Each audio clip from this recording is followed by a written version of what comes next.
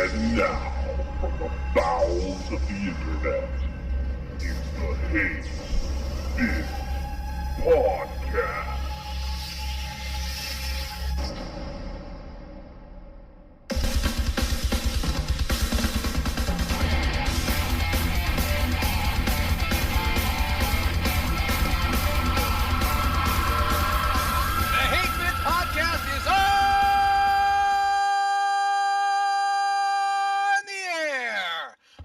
Yellkaos. Welcome to our show. With me, as always, is the ill-reputed Razor Fist.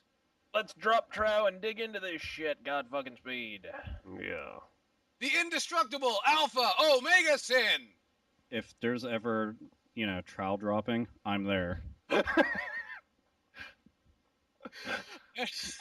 I don't know what that implies, by the way, but I just want and to say the Intercontinental Paint Fighting Champion, the unstoppable, sainted Magnus.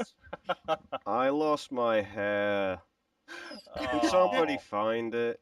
Yeah, I want to go real quick. I want to dedicate this entire podcast episode to his lovely locks being gone. And I said locks, by the way. Locks being gone. Yeah, if you locate his hair, please return it to the principal's office. You'll receive a free hall pass. And a Don Dorkin poster. Yeah, and a Don Dorkin poster. I thought it was going to be the poster of Garfield that they always give you. Read a book. Well, Garfield doesn't wear a wig. So Don Dorkin... You don't know that for a fact. What do you think that headband's I'm for? pretty sure John wore a wig, man. Look at that fucked up hair. Yeah, but on a side note, I'm not bothered anymore. I'm still the same old Sainted Magnus, just with less hair. And if anybody's got something to fucking say about me having no hair, please mail it to I don't give a fuck on Don't Give a Fuck Lane, England. Well, we appreciate you, Sainted Magnus, and we're sorry to hear about your hair. And I would like to apologize to anyone that tuned into my live webcast most recently on Friday, the whatever date it was. And I want to apologize to all of you because I know that you had to swim for some time when Sainted Magnus was busy crying a river over his hair. So, well, it's okay, and he it had apologized just as well. happened. It was literally you got fresh, raw emotion. I know, but really, I mean, as soon as something tragic happens, you go right onto a webcast. Well, I did say I'd drop on to your web. And I do appreciate it. Don't think I don't. So just appreciate the fact that I took my time to come over. Well, and even if I'm fucking crying like a emo bitch on a fucking anime game. Yeah, I went there. Yeah, I know, but Devil May Cry aside, we appreciate Oh, we got Capcom stab #1. There we go. Blood now. Anyway, but hi-yo. You know what the best thing about hair? It grows back. So it does grow back. I'm going to grow back. It's going to grow back, and it's going to be longer than ever. Yeah. Anyway, welcome to our show. Without wasting any time at all, which we've already done considerably, we're going right into the female bag. Placenta. Oh. It's Barbara Streisand. And we go directly into the mailbag, going to... Hold on. I have to interject here. Can we officially rename this the colostomy bag? Can we do this? Can. In fact, the second half we're going to call it the colostomy bag. Will that make you feel better, Razor Fist? It will. That will placate me adequately. Continue. I've got an even better idea than that. Why don't we dedicate it to one of our female fans? Oh, well, I don't know. The both of them would have to stand in a line somewhere so we could train them. I think we've got more than that, trust me. I know we've got a fair few over here. Philosophy bag that badly? We've got a fair few female fans over here. We don't have any female fans. Yes, we do. No, trust me, we do. Oh, we do. Yes, I know. We don't. It's a podcast, not a dinner. Oh. Anyways. Those are bots. Anyway. Going right into the female bag, you can reach us at hatebitpodcast@gmail.com. And this one coming from Jadis Shamarai. And she says, first of all, I would like to say Alpha Omega Sin is sexy as hell. Razor Fist makes me laugh. In parentheses, she says that's a feat in and of itself. That's called Yellkaos, that's me, is fucking awesome. Well, I knew that. And the Sainted Magnus has such a sexy voice, he could talk about explosive diarrhea and still be hot. Now I have that out of my system. gamer girls versus sluts with controllers.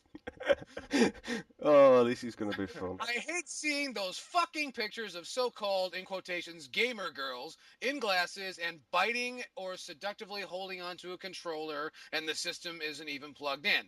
Yeah. I don't know how many times I've come across another girl online playing Gears of War and wish I had a friendly fire option. Thoughts? What to you for makes for a formidable gamer? Well, Jada Samurai. I don't know. I'll have to get back to you on that. But what you can do is on a 3x5 card, if you could write down your measurements, your height and your weight, your eye color, your hair color, and also send me a Polaroid if they still have Polaroids in the part of the world where you are, and nude or otherwise, doesn't matter. And then I will get back to you at my No. earliest It matters. It matters. It It's matters. gotta be nude. Okay, fact is, as the old saying goes, tits or get the fuck off. Oh, no. Come on now. Look, I completely actually You know concur the with her. feminists are going to boycott MagFest if we keep talking like that. Okay, how do you guys know that I was not talking to Chaos? Huh? See, you're all Oh. insinuating now. Oh, Chaos, I want you shirtless. Yeah. You want me shirtless? Oh god, You can see my my podcast dragon tattoo. hosts for co-hosts are fucking homos. What the fuck? Hey, no. Homo has nothing to do with it. Homo is a sexual thing. He just Yeah. likes pretty stuff. Oh god. Who Whoa, whoever like- thought you? Oh my god. Another man can appreciate the form and consistency of a pert man breast. Come on. Nothing That's a wrong fine with peck what? you got there. Adding an Yeah, ER, then it I definitely. can play. Look Okay, at to that. continue to actually answer this poor broad's question, let's just say yes, I completely concur with your sentiments on gamer whores. Because if I see a 360 controller placed in front of conveniently and strategically placed in front of female genitalia one more time, I swear to God, I might open fire. But yeah. So I absolutely hate that fucking phenomenon. And you know what else I hate, especially being someone who's on YouTube, is that a girl could read the back of a video game box, and as long as she's wearing a low-cut top, she's instantly got 1 million subscribers on YouTube. Absolutely. That pisses me off. That's because it's 13-year-old boys who finally put down the fucking controller from playing Battlefield or Call of Duty, fapping furiously because apparently they can't find tits anywhere else on the internet. So, you know, it's Do you pretty much realize whatever. that you're making me very weary to buy used 360 controllers now? Dude, you should already be weary on buying used controllers, period. Well, I am. You know, I mean, I immediately dunked them in sulfuric acid, and whatever's left, I play with. Oh god. My Well, opinion. Saint Magnus, what do you think? You didn't say anything. Well, I was waiting for you. He lot doesn't to have shut any the fuck opinions up. on women. Oh come on, come on. Well, now that he's done impersonating one, he's ready to move on with his life. Oh. Yes. So anyway, my opinions on them are exactly the same. To be quite honest, as soon as you place a fucking controller in some fucking sexy broad's fucking hands, she's considered quotations a girl gamer. To be honest, a proper girl gamer actually knows what a fucking processor is inside a computer. They know the function of it. They know how to fucking work out the ins and outs of how to plan a effective strategy on a D&D I'm sure game. you're describing a woman. Yes. Are you sure? Well, I don't know. I think we've established. All right. I mean, maybe things must be different in Europe, man, because I don't know what the hell you're talking about. Trust me, there's some. Now, don't get me fucking wrong. girls out there. European people are sophisticated, and I understand that, so I should probably incorporate that when I consider these things. Yes, you should.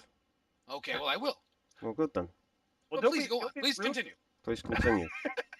Well, you like seem to interrupt me and you don't let me finish off what I'm trying to fucking say. Well, So, continue. I need to put my size fucking 20 boots on just to get a fucking sentence out nowadays. Anyway, enough moaning. Girl gamers, they can fuck off, to be honest. That's Damn, my they're- boy. Look at the acrimony coming out of Europe now. Uh, Look at ga- that. And after Well, we had we'll call them good, gamer whores, because gamer Yeah, girls. They're not even affected by the decline of the euro. I know. And after Here's the thing. after we had the good taste to chisel all the armpit hair off the Statue of Liberty. Look at that. God. Alright, I'm gonna give my 2 cents real quick on this entire gamer girl debacle. What the fuck ever. See, the thing is, there's a big fucking difference. Gamer girl, it's that's pretty much whatever. That's a fucking tag that chicks throw around, pretty much just get fucking attention. Any chick that plays video games and is worth their salt is just like, yeah, I'm a gamer. I play games. I fucking love video games, but they don't go out of their way to be like, I better smush my fucking tits together and shove a Wii remote into my cleavage. I hope guys like me now. Hee hee. And shit like that, it gets fucking old real quick. It's like, look, I'm not any more fucking impressed that you played Baldur's Gate Dark Alliance 2 with the fucking PlayStation controller set on vibrate between your fucking thighs. That's all fine and good for all the fucking camera happy people who want to jack off to you, but quite frankly, I could give a fuck. I think that was your $200, not your 200 cents. You laid Yeah, down sorry a about that. K. Hey, at the very least, I think it's a pretty sound opinion, man. It's just, there is a lot of bitches out there that'll do that just for attention, and it's fucking retarded. Well, don't forget, Alpha Omega Sin is always very thorough. Always very thorough. And one thing I could throw out there, there's a place not far from where I live. There's a place in Las Vegas, Nevada, called Insert Coins. It's a video lounge, and from what I can tell, I've never actually gone inside, but I've seen pictures, and this looks like one of the douchiest places I've ever seen in my life, with a thin, very thin gamer, skin over the top of it.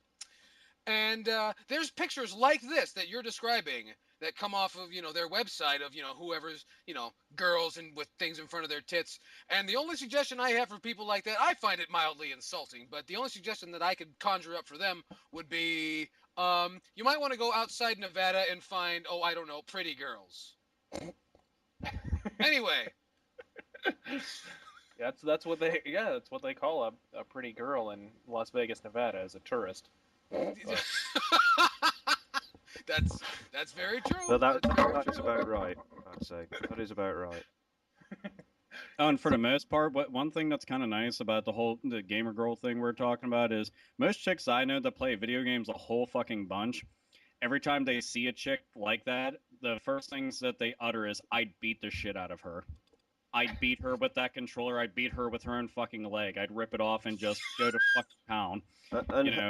That's awesome. Have you noticed that half of these gamer whores are usually they're usually holding an Xbox 360 joypad?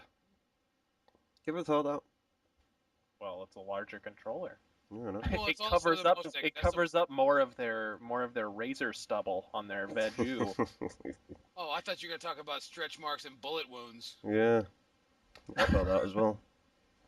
Anyway, I mean, are you really making a point there, Sainted? Are you saying that more sexy women play Xbox 360? Because I'm not sure that's a selling point for the PS3. Let's just put it this way. iJustine plays on an Xbox 360. That shows that fucking morons play on a Xbox. And this is the episode of Fanboy Wars that we're all gonna fucking love. Yeah, man, we totally. All right, Fanboy Wars round. I don't know, round 6 maybe. I don't know. It's round 10 at the moment, isn't it? I know. Let's cool it down. Yeah, let's move on. Yeah, but in closing, I'd just like to say I'm going to start a movement right now. For those of you fine kids out there listening to our podcast, when you see one of those girls, whether in person or not, just whisper very quietly to yourself or to them, "Bitch, I would beat you to death with your shoe."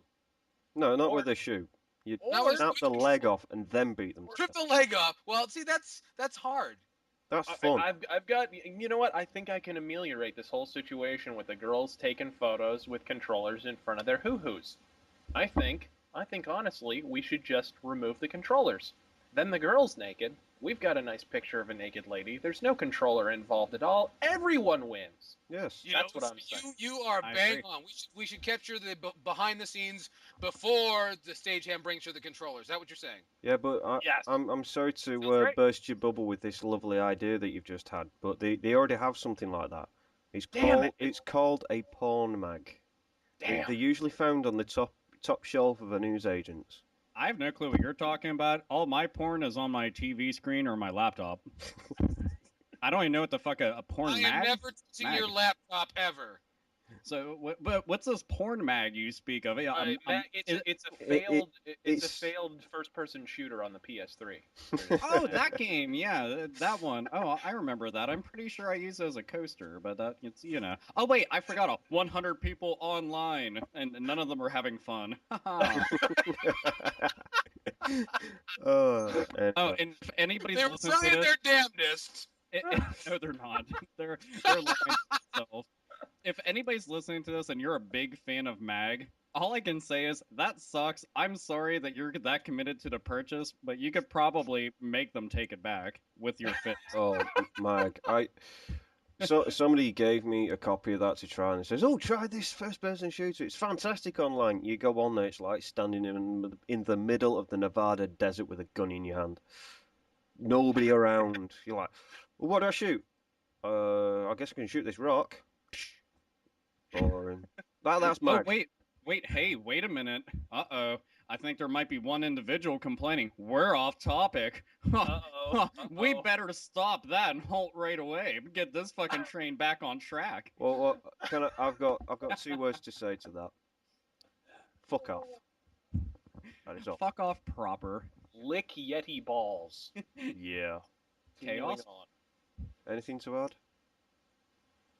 I think he has died.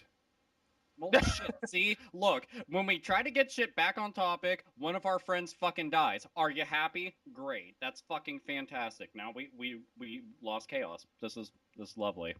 Chaos. Chaos. Hey, there he is. Cool. Having a little trouble. No, I was just saying, you guys need to shut the fuck up about video games and start talking about video games. Yeah, let's talk about video games on a video game related podcast. That's a great idea. And we talk about boobies, wieners, butts, and other fun stuff. Hey, that kind of wraps a little. Food yet. And waffles. Yeah. Too late. We could talk about Witcher 2, and then we'd be talking about all this stuff above. Yeah. Heyo! And it's game related as well. Ooh, good idea. And Anyway. by the way, if anybody's wondering, Razor Fist did review it. Yeah. What's next? What's next on this? Anyway, moving on back into the female bag. Yes. We're going to let me see, where is it? Right here in the fan mail, coming from Nick31189X, who I think turned up at one of my live casts. So hey, Nick, how are things? He says, I have a few questions for you guys. The first one is, what franchises from the 18-bit or 8-bit? No, he wrote 18-bit. I assume he means 8-bit. And 16-bit generation do you think need to be brought back? My second question is, what are some of your favorite games from the 16-bit era? Well, I was in the mood for a little nostalgia. What needs to be brought back? Anyone? Well, I'll let you guys say this. You can't say any Nintendo franchises because those are kind of being pumped to the max at this point. Yeah, you know what? I'm not even going to say Nintendo. One of my favorite games, actually probably my favorite game overall on the NES, on the original NES, is Robin Hood Prince of Thieves. It's like an RPG that's kind of real time at the same time. You get to Wait, equip. it was based on the Kevin Costner movie? Yeah, it's actually really good. It's being very hard. It can be, but you can also beat it in like an afternoon. And that didn't sound right if taken out of context. But Squirt. But you totally had a party, and the battle system was kind of cool. It was like overhead from like 1,000,000 miles in the air, like a helicopter looking down, and everyone was just running around, and you were surrounded by soldiers, and you just had to kill them all. Basically, it's an interesting game, and I've never seen a game have like the same kind of approach to role playing basically since then. But anyways, that would be my favorite. Color palette though. Yeah, and Spoonie took the shit out of it, but I don't give a fuck. Spoonie's still cool. So. Well, I must say though, I remember the color palette just being horrible on that game. But yes, a unique game to say the very least. Yeah. And I Mr. wasted many an hour. Playing that. 16-bit, I'd say Breath of Fire. Breath of Fire. Yes. Good choice. Mr. Omegason, what are you thinking about? A couple games. 8-bit, I'll say River City Ransom. I know that it had sequels and everything, but most of which didn't make their way over here stateside. But I would like to see it come back. The closest we got was River City Ransom EX on the Game Boy Advance, but I want to see like a full-fledged sequel done in the same art style and everything. Well, there was also River City Ransom Sports for the Nintendo DS. Oh yeah, but that's, I don't know, Or it different. was just River City Sports or whatever. One other 8-bit game, Star Tropics for Nintendo. I know that we have Zoda's Revenge, but I'm talking like I want to see the series continue beyond that. And for 16-bit, I'll go with 2 more. Road Rash, because I missed Road Rash and they canceled the Road Rash that they were making this gen, and Zombies Ate My Neighbors, because it's fucking amazing. Good choices. That's a great choice. Myself, I'm gonna have to say, because it's hard to gauge this, because it could represent both 8 and 16, so I'm gonna go with one answer for both, and that's Bonk's Adventure. If you don't remember, Bonk's Adventure came out on 1989, I think, for the TurboGrafx 16. A fabulous game. It was actually further expanded and improved upon in the sequel Bonk's Revenge. So if we get another Bonk's Revenge game, I'll be a happy camper, I tell you. Well, that's very good. Yeah, what are you thinking over there, Sainted Magnus? I'd say for the 8-bit era, I'd have to say Chippendale, because I enjoyed that game. In fact, I've got the cartridge. Well, it's nice that you went to Chippendales, but what was your favorite game? God. Did you audition, I or knew you that. just going for someone's birthday? I knew that were coming. Oh, Fucking long. Then you probably should have thought it out a little bit better. You could have said like You DuckTales really or something. Oh, You should have said Chippendale Rescue Rangers. there we go. yes. Chippendale you should Rescue have. Rangers. I'd bring that back. Sometimes, some crimes. Anyway, Oh my. Oh, God. No, you got to do the entire thing. Do it. do you realize how badly we'll get sued if I do the whole thing? I know, right? Oh, yeah, lawsuits. Yeah. Oh, damn. Dude, I'm trying to save us money. All right, we're a small company. Let's forge ahead. Yeah. Anyway, what else? What else, Saint Magnus? For the 16-bit era, easy Comic Zone, because it's one of my Comic Zone. It's one of my favorite yeah. Sega Genesis Hell games yeah. ever. Good one. Great Now, game. do you really see that game going much further? Having another life, or just the license being used one more time for another game? I think the license being used for another game would do it good, because Do you think it would warrant another, like a longer series, 2 or 3 titles? yeah, I'd say so. I'd say two more games. Like maybe one's a remake and one's like a continuation of the story or something like that. I mean, hell, a remake. What's kind of insane is on PSN, I had gotten Comic Zone for free, and downloading it, on my TV, I was just like, wow, these graphics have aged really well.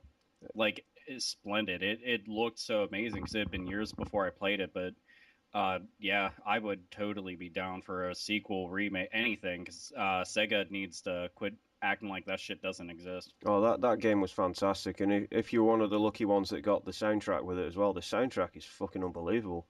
I still put that in, still listen to it because I got it downloaded because my copy doesn't have the CD with it, unfortunately, but it is fantastic to listen to. The thing is, it's a clever game because it really is probably the most like a comic book out of most comic book games. I mean, granted, it's in a fucking title, so it's kind of a no-brainer, but still, a lot of other comic book games, they try to adapt it somewhat. Like 13 for PS2, Xbox, and GameCube came pretty close, but Comic Zone, no, that's the shit. And if anybody has not played any of the games that we mentioned, please check them out. At least ROMs, for fuck's sake, because, I mean, those are free. So you won't be losing any dough if you don't like the game. And if you want a decent ROM website to go to emuparadise.me. There we go. Money Did they saved. pay you for that? I know, right? Yes. They did. I was going yes. to say, here, how about this? Or go to Cool ROM, or go to ROM Nation, or just type it into Google. I don't know how people can't find ROMs. Because they're like, where do you go? I'm like, just type it in. They're everywhere. Yeah, like, I can get ROMs on my fucking Android phone. Because they have fucking emulators on there. It's like, how are you not finding it? I just type in whatever game. What do you mean ROMs? You have to purchase cartridges from a licensed retailer. Yeah, It's super. No. I surely will do that. It's a pair from a licensed retailer. right. You have to exchange currency for goods and services. Yes, even though the service was done 25 fucking years ago. Yeah. All these quotation marks and sarcasm, goodness gracious. Wait, them. Just wade right through. Sarcasm on the 8-Bit podcast? No. That No. doesn't happen. We're only trying to save them some fucking money. Jesus Christ! It turns into a topical debate. Jesus. Sorry. Jesus I know. Christ, of Latter-day Saints. Fucking Mormons. They came knocking on our door yesterday. They were saying, Did they vote for Mitt Romney? Is that what they said? yeah. Oh wow. No, we get Mormons and Jewish people knocking on our door saying, "Do you want to join our religion?" No. It's like, no, if we wanted, we'd come over. Anyway, Nick has a second question, which I'm not sure if I glanced over or not. He says, what are some of your favorite games from the 16-bit era? Everyone gets one. How come we just mentioned yeah. that? We already did that. We Yeah. did the 8 and We 16-bit. did that. You guys were talking about remakes, man. I was talking about a sequel. Oh. No, those two games actually did kind of crash into one, or those two questions rather. Yeah, they're like the same fucking thing. Well, So one per customer. right. one per customer, goddammit. Anyway, I've lost my place. I think Yellkaos has lost his mind. I think Alpha should come up with something. He's usually pretty quick at deciding what's his favorite game from the 16-bit era. I mean, there's way too fucking many. Because I was thinking about that. I was just like, damn, favorite game, and I can only pick one. Oh, shit on me. Wow, now I want to watch a crow. Anyhow, so I guess I'll toss this one out there because I was literally just playing it, and it's Clock Tower on Super Nintendo. Oh. Really, really good game. For the longest time, I had no clue it even existed. And then I got a translated ROM of it, and I was like, fucking A, and played it, and it's really awesome. It's not, as scary as 1 and 2 are, but it's still a really good game. And to see it on the 16-bit system, that's just absolutely sweet. And they have reproduction carts of them floating around online if you look. So that's always handy dandy. Ooh. Okay, I'll name one, just one. Wait, he's fucking figured something. Oh, are you not done yet? God damn you! No, I'm just saying he's figured something out. I was celebrating.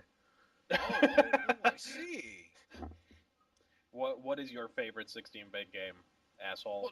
Well, just the one that sticks out for me is Saturday Night Slam Masters from Capcom for the Super Nintendo. Fuck yeah! That game was fucking epic. And it had the catchiest fucking music ever. Well, it's Capcom.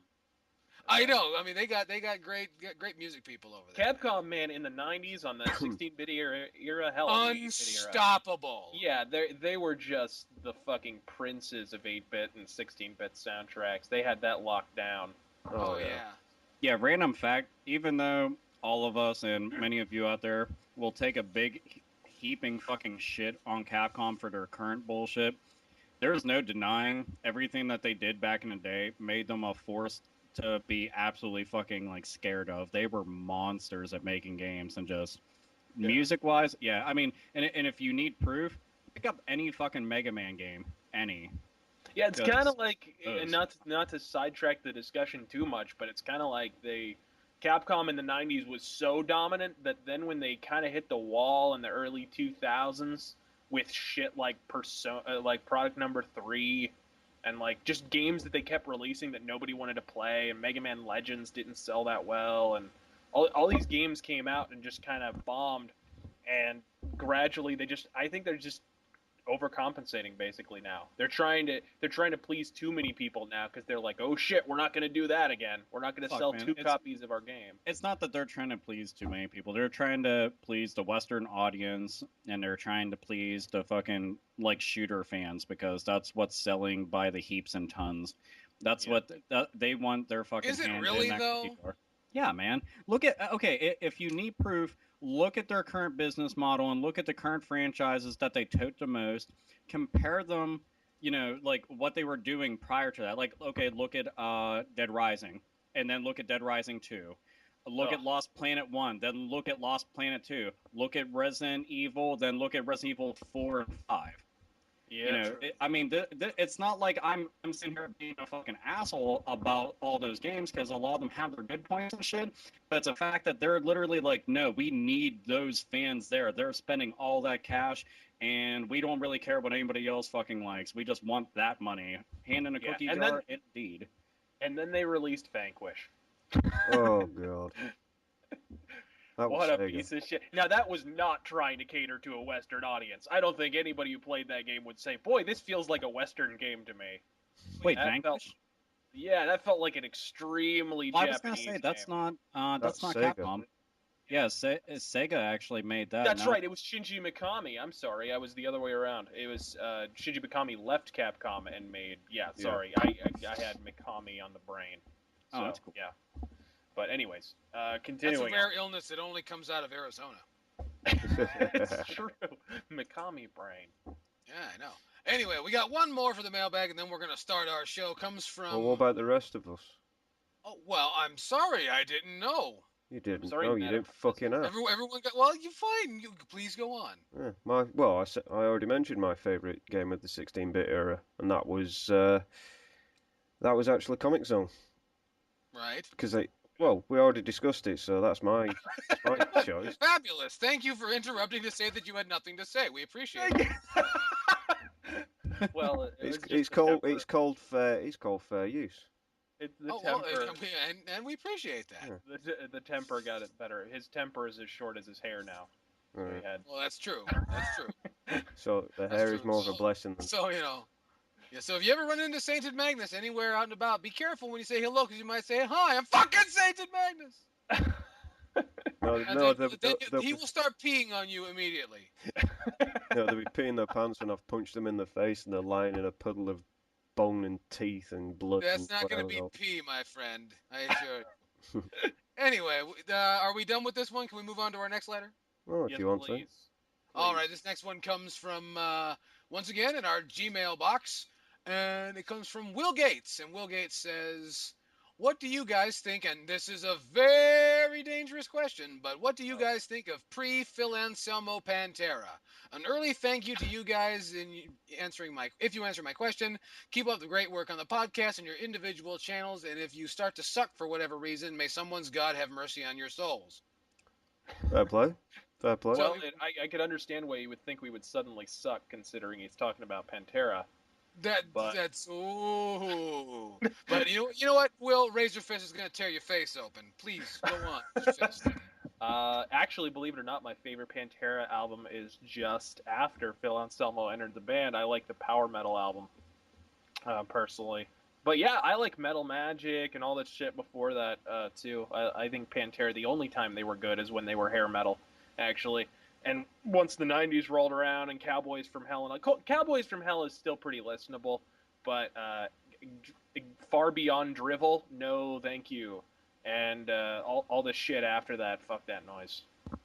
So I happen to be a fan of Far Beyond Driven, but see, I treat the Cowboys from Hell the same way I treat Metallica's Black Album. If you cut out the hits, you got a pretty decent album. If you don't, you have a pile of drivel. It's pretty bad. I'm not a big... No one knows what it's like. My pain. To cruise into a Guitar Center wherever I am and hear some fucking 14-year-old kid who learned Cowboys from Hell this morning and had to hear it repeated as nauseum. Oh, I fucked up. Just, God damn it! But if you aside from that, you got yourself a pretty decent album. It's kind of like at the Cemetery Gates is kind of like the Smoke on the Water of the 90s, isn't it? It kind of is. As a side note to all radio stations, Walk and Cowboys from Hell are not their only songs. Just my friend's brother. Radio station that's played Walk? My friend's brother is in the music video for Walk. He's the guy who jumps off the balcony in the That thing. guy? Yeah, that guy. I remember that. He's actually in that. But All anyway. right, next time I see that video, I'm gonna say, I know a guy who knows a guy who knows that guy. He was in that. Yeah, he was in that. I mean, yeah, we're good friends. I almost talked to him, sort of. Yesterday. Yeah, you know that video that hasn't had TV play in years. Honestly, I do remember. Yeah, he had the fucking flannel around his waist. I know what you're talking about. Yeah. Anyway, well, that was our Pantera talk. Is everyone else nostalgic about Pantera? No. Me. Well, I am. then have at it. I have plenty of opinions, but first, every fucking video that you watch, and I already know Razor Fist won't have anything nice to say about this, but still, Since when if has he ever had anything nice to say? he does when He says nice things at when he's Christmas, feeling up okay? to it. But I have a fucking necklace that I wear, has a razor blade on it. Why made it the day Dimebag actually got offed? I felt really bad because he's a genuinely nice guy. I've met him multiple times. Great fucking dude. Just sucks that he went the way that he did. As for their hair metal stuff, admittedly, when I was younger, I didn't have an appreciation for it. Now I do. I do dig all that stuff, but I prefer all the stuff I grew up listening to. And I still say Great Southern Trendkill is probably my favorite album from them. It was just really good with songs like The Great Southern Trendkill and fucking Suicide Note Part 2. I like those songs a lot. They're just fucking bitchin'. So yeah, that's me. La la la la la. Look, Jesus. A lot of it has to do with Pantera's fan base. I hate that so many of these kids are impressed by Fag Anselmo swinging a 10-pound sledgehammer in the 7 vulgar videos from hell fucking VHS and shit. But anyways, I like power. I actually think they kind of sucked when they started to get all, well, just groove metal, basically. I hate groove metal. I do. I don't like Lamb of God. You didn't like Saigon Kick? Nope. Aww. I don't like any of that. I just think the 90s really blew dick. The With a 90s, few the notable. 90s were awful. with Well, a we've few been living there for 30 years now. And if we could just leave the 90s, it wouldn't be such a problem. Well, Things might be okay. There's a reason for that, and that's because from 2000 forward is what we're going on fucking 2 decades of an identity crisis. So yeah. At Totally. least. But anyway, those are our thoughts on Pantera. And if you have any questions of any kind for the 8-Bit Podcast, please feel free to drop us a line at 8bitpodcast@gmail.com. Or check us out on Facebook. Facebook.com/8bitpodcast. And or drop us a line here on this channel because we're here on YouTube and we love you, you YouTubey people. So let us know what you think. Anyway, we're on with our show. Our first piece of news, we're talking about the Wii U price point rumors. And Sainted Magnus insisted that we talk about this. So, Sainted Magnus, what's going on with the price point? Right, the price point is, right, if you remember a few podcasts ago, we said that we wanted the price point to be somewhere around $300, no more than $350. Minimum price point, $350. Hey. Maximum price point, $450. Oh, that's Ain't not gonna good. ain't That's- gonna happen. That's not good. That's it will be DOA. I guarantee it. That would be dead Despite- on arrival. And that will is be bad. Nintendo's. Now, is that a rumor or is that officially announced? As far as we know, it's a rumor at the moment, but Okay. as we know, Us, like anybody else, has nothing until after E3, but we can dream, can't we? but there's E3 is literally a week away. So we're like watching with bated breath and hoping that it's like $300 because Here's the thing. they're not going to sell anything unless it's that price point. See, when E3 is like right around the corner, a lot of times tons of shit gets lit out of the bag. I mean, like actual facts, and it happens every fucking year.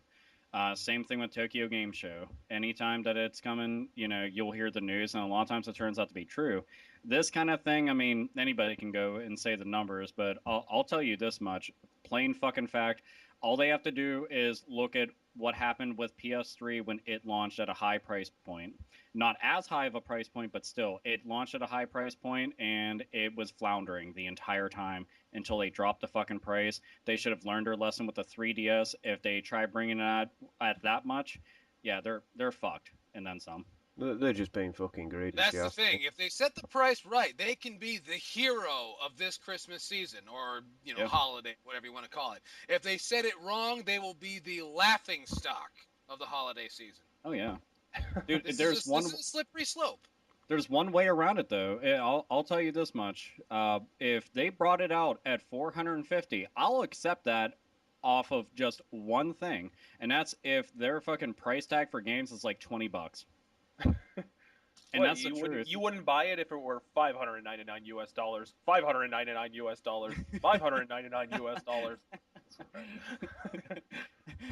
trying to traumatize our audience with those shenanigans from Sony and their crazy PS3. Yeah. That was a bad day. I guarantee when he was on stage, he was like, I'm not even sweating bullets. I'm sweating I think I'm shitting my pants right now, folks. I can't say these numbers again. I think there's a red dot on my head. This is not good. I'm screwed. The silence in the room after he announced that price. Oh, was no. Dude, the epic. chuckles that ensued, like he's joking, right? He's not. Oh my God, really? Well, here, let's get to the stocks and see if they dropped already. They plummeted like fucking Yeah. Anna And the year- Nicole Smith's knickers at the time, didn't they? And it was 2006, the year the recession started. Yeah. Somebody turn your speakers down. Who? Somebody's speakers. Somebody's. That's better. I don't hear any speakers. Yeah, I don't either. Right. We'll Please tell find me it. you're going to cut this out of the podcast. Yes. Yeah, because I was gonna say this part's fucking retarded. Go. Keep going. Going, like the Energizer Bunny. Anyhow, but no, Nintendo can learn a lot just from, their own history and, other people's history. Neo Geo, where did it go when it brought a console to the market? Nowhere. Why? High price point. The 3DO, where did it go? Nowhere. Why? High price point. Okay, the 3DS came in, high price point. The Vita is fucking failing. Why? High price point. Oh, and the Well, lack of yeah, games. you live in a country whose fucking wages have kind of flatlined for the last 30 years. Meanwhile, the money continues to depreciate year after year. That kind of happens. Oh, it does, but this is all entertainment stuff that we're talking about. If they charge too much for it, somebody will go elsewhere for cheaper entertainment as an alternative. So they can't That's fuck the up. thing. Well, we can solve that whole problem now. Oh yeah, why? All digital distribution? No. What they can. Because What apparently, people can apparently do. what's being touted is that's the answer. That's going to solve everybody's problem. Yeah, but no, I'm just trying to say there is one thing they could actually do to solve all of these problems. What's Jesus. And that. Sorry. No, we're not religious on this podcast. Well, some of us might be. But this podcast is a religion. Yes, exactly. And I'm the high priest. Oh. Right. Anyway, No, they could just go outside and start playing with rocks. they could. There's could. that. You know, I like throwing rocks at moving cars, and then the drivers come jumping out and going, "Oh, yeah, bastard!" Well, I don't know. Playing an original Xbox with the original Xbox controllers kind of like playing with rocks. Yeah, it is. So I was playing on the Xbox 360, and then With a fucking doorstop in your lap. yeah, and then the Xbox 360 decides to go, "I give up working," and starts I flashing. thought it was Darth Vader's helmet Oh, But or his could- chest plate. Anyway, yeah, I can't even fathom that prospect. $450 American. Think about it. Take yourself way back to the Neo Geo. The Neo Geo, I'm pretty sure launched for, what was it? Alpha was in like $699 or something like that. Yeah, I'm pretty sure it was 700 exactly. Jesus Yeah. fuck. $699. Now that's 1994 money. Okay, that is. Think of how much $700 is today, right? it's not a lot. It's not a lot of money if you think about it today, Right. Now, because it doesn't get you very far at all. according to westegg.com/inflation calculator, according to them, $700 in 1993 was, get this, $1,042.72. Sweet. Wow. Wow. So allow that to sink in for a second. Oh, and keep in mind when we say Neo Geo, we're talking about the AES system, Yeah. their big Now, cartridge mind you, machine.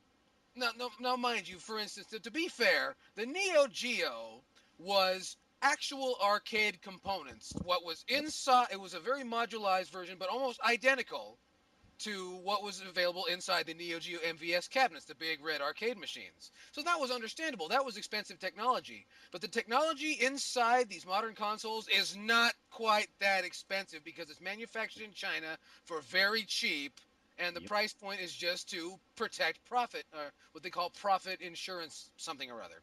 And lost my place totally there. I'm terribly sorry.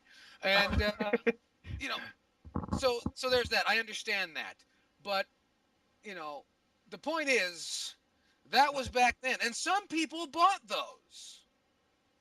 Don't forget that some people did in Ooh. fact buy the Neo Geos. A good amount of them.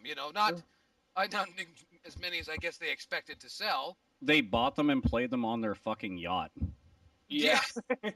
No, they got them on their custom made RV with the pool table in it. They sat on their gold-plated shitter, fucking wiping their ass with sheets of silk while playing this fucking thing.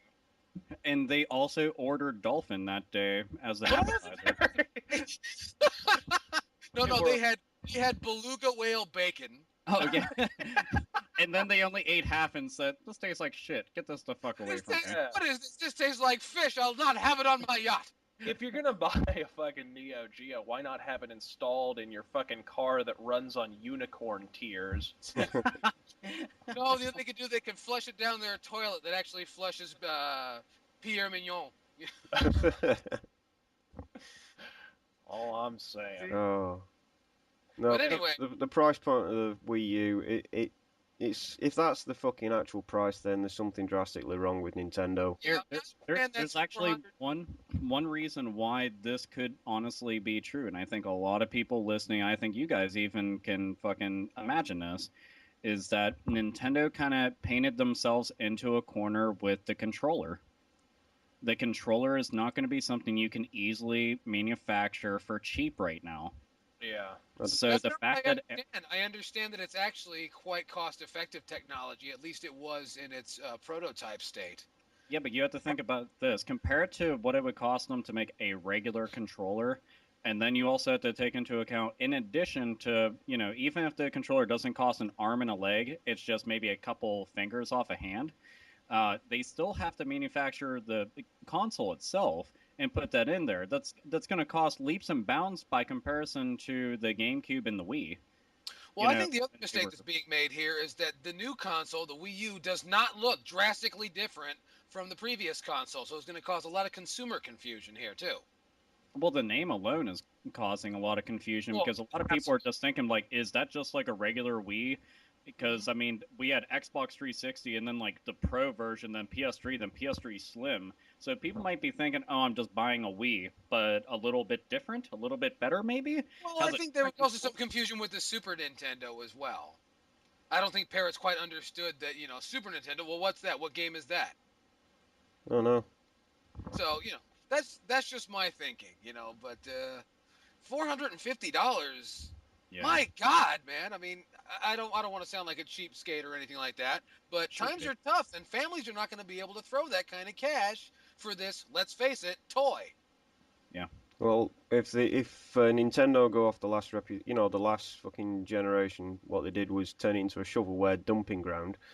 Absolutely. Well, look, those are the 3DS. There are 102 titles for the 3DS, and only about 30 of them actually resemble games. No, you're exactly right, because not without the fucking 70 copies of fucking Cooking Mama on it. Cooking Mama or, Barbie 3D horses. I don't understand. I'm surprised the 3DS doesn't have a feature to where you can smell horse shit.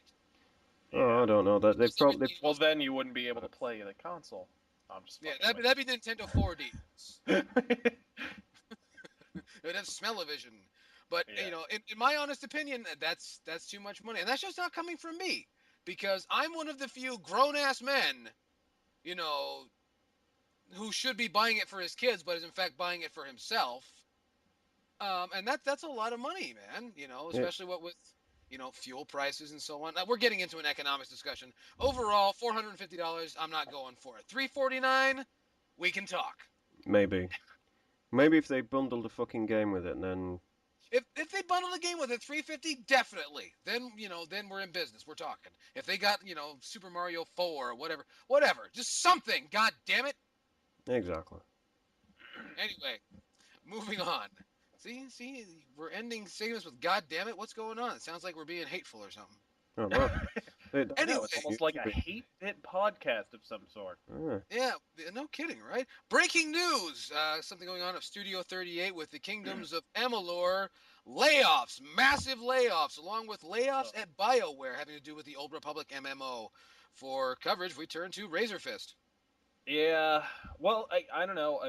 Did anybody else here play Kingdoms of Amalur? I played the demo and I wasn't exactly blown away.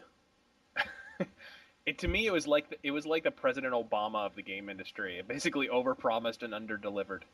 And as a baseball fan, I love Kurt Schilling. It's his studio. I mean, he won my Arizona Diamondbacks their first World Series, but let's be real here. Did they need to take out a multi-million-dollar loan from the state of Rhode Island to pay for this fucking game? Have you seen baseball players' salaries? Kurt Schilling could have funded that game with his spare fucking pocket lint. And now an entire studio is out of work because he didn't. And Rhode Island taxpayers, with their already bloated quasi-socialist infrastructure, get to pay off that multi-million-dollar burden through fucking taxes. 3 cheers for government bureaucracy. Oh, I mean, Jesus fucking Christ. Like I said, I love Kurt Schilling, but what the fuck did he do here? These people have to pay for a bad game now. Yeah, if I might interject for a second, though, something that, as you fine folks know, we have a lot of talking that goes on before the Hate Bit podcast, and something that's really been just weighing on my mind the entire time, and I was waiting for Razorfist to get to this point. But what business does the state of Rhode Island have giving out loans, much less to fucking assholes who are going to make a fucking video game? Yeah, a bad one. Did they really? I mean, there must have been massive, interest to be made here if that's the case, because that seems. I mean, I'm a gamer myself, a fan of games. I know that games are profitable, and even to me, that sounds risky. And as an aside, Kingdoms of Amalur, as a result of 38 Studios' closure, will not receive the official patch to fix all the shit that's wrong with the game. Which really, at this point, is like trying to plug the hole in the Titanic by using a tuft of Kate Winslet's pubic hair. But really, guys, I mean, it's because that game is broken beyond fucking belief. It's just a reskinned Fable, in my opinion. Yeah, and people are still fucking cranky about it. They're like, we're not going to get the patch? We're not going to get the... Man, even with the patch, that game has some serious issues. Yeah, see, there's a lesson to be learned here. If there's a game that's being financed by Rhode Island, you know what comes out of Rhode Island. Do with it. However, just count your lucky stars that you don't live there. So there's that. What's that? And?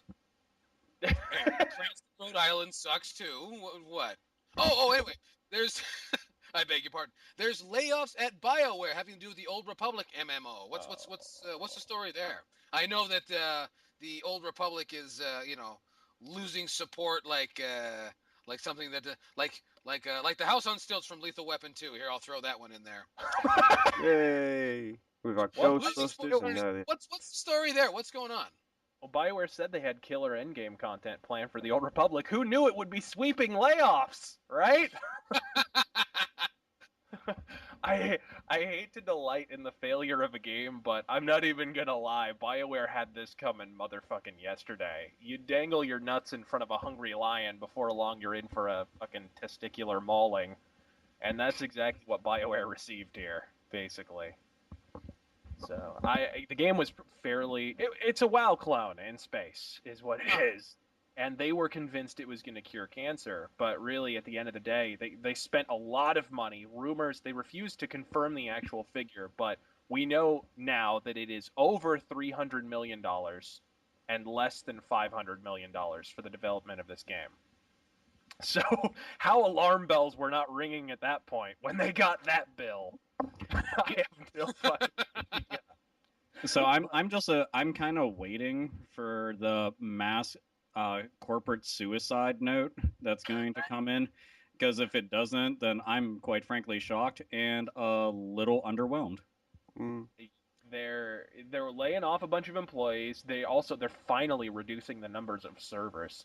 They have they have a website where you can check the status of these servers, and some guy actually did the legwork. Some guy in the Old Republic forums, and God bless this guy. he went ahead and found out what, like, they signify how many people are on a specific server by saying heavy or light or medium or very heavy or very light or whatever. You know what I mean? He actually went through the trouble of finding out what number is associated with which status. So he actually went through and calculated the actual number of active players, and some of the lowest servers on there have less than 100 people playing on them. And it's like, you're totally somebody was saying the Old Republic is the best single player MMO ever.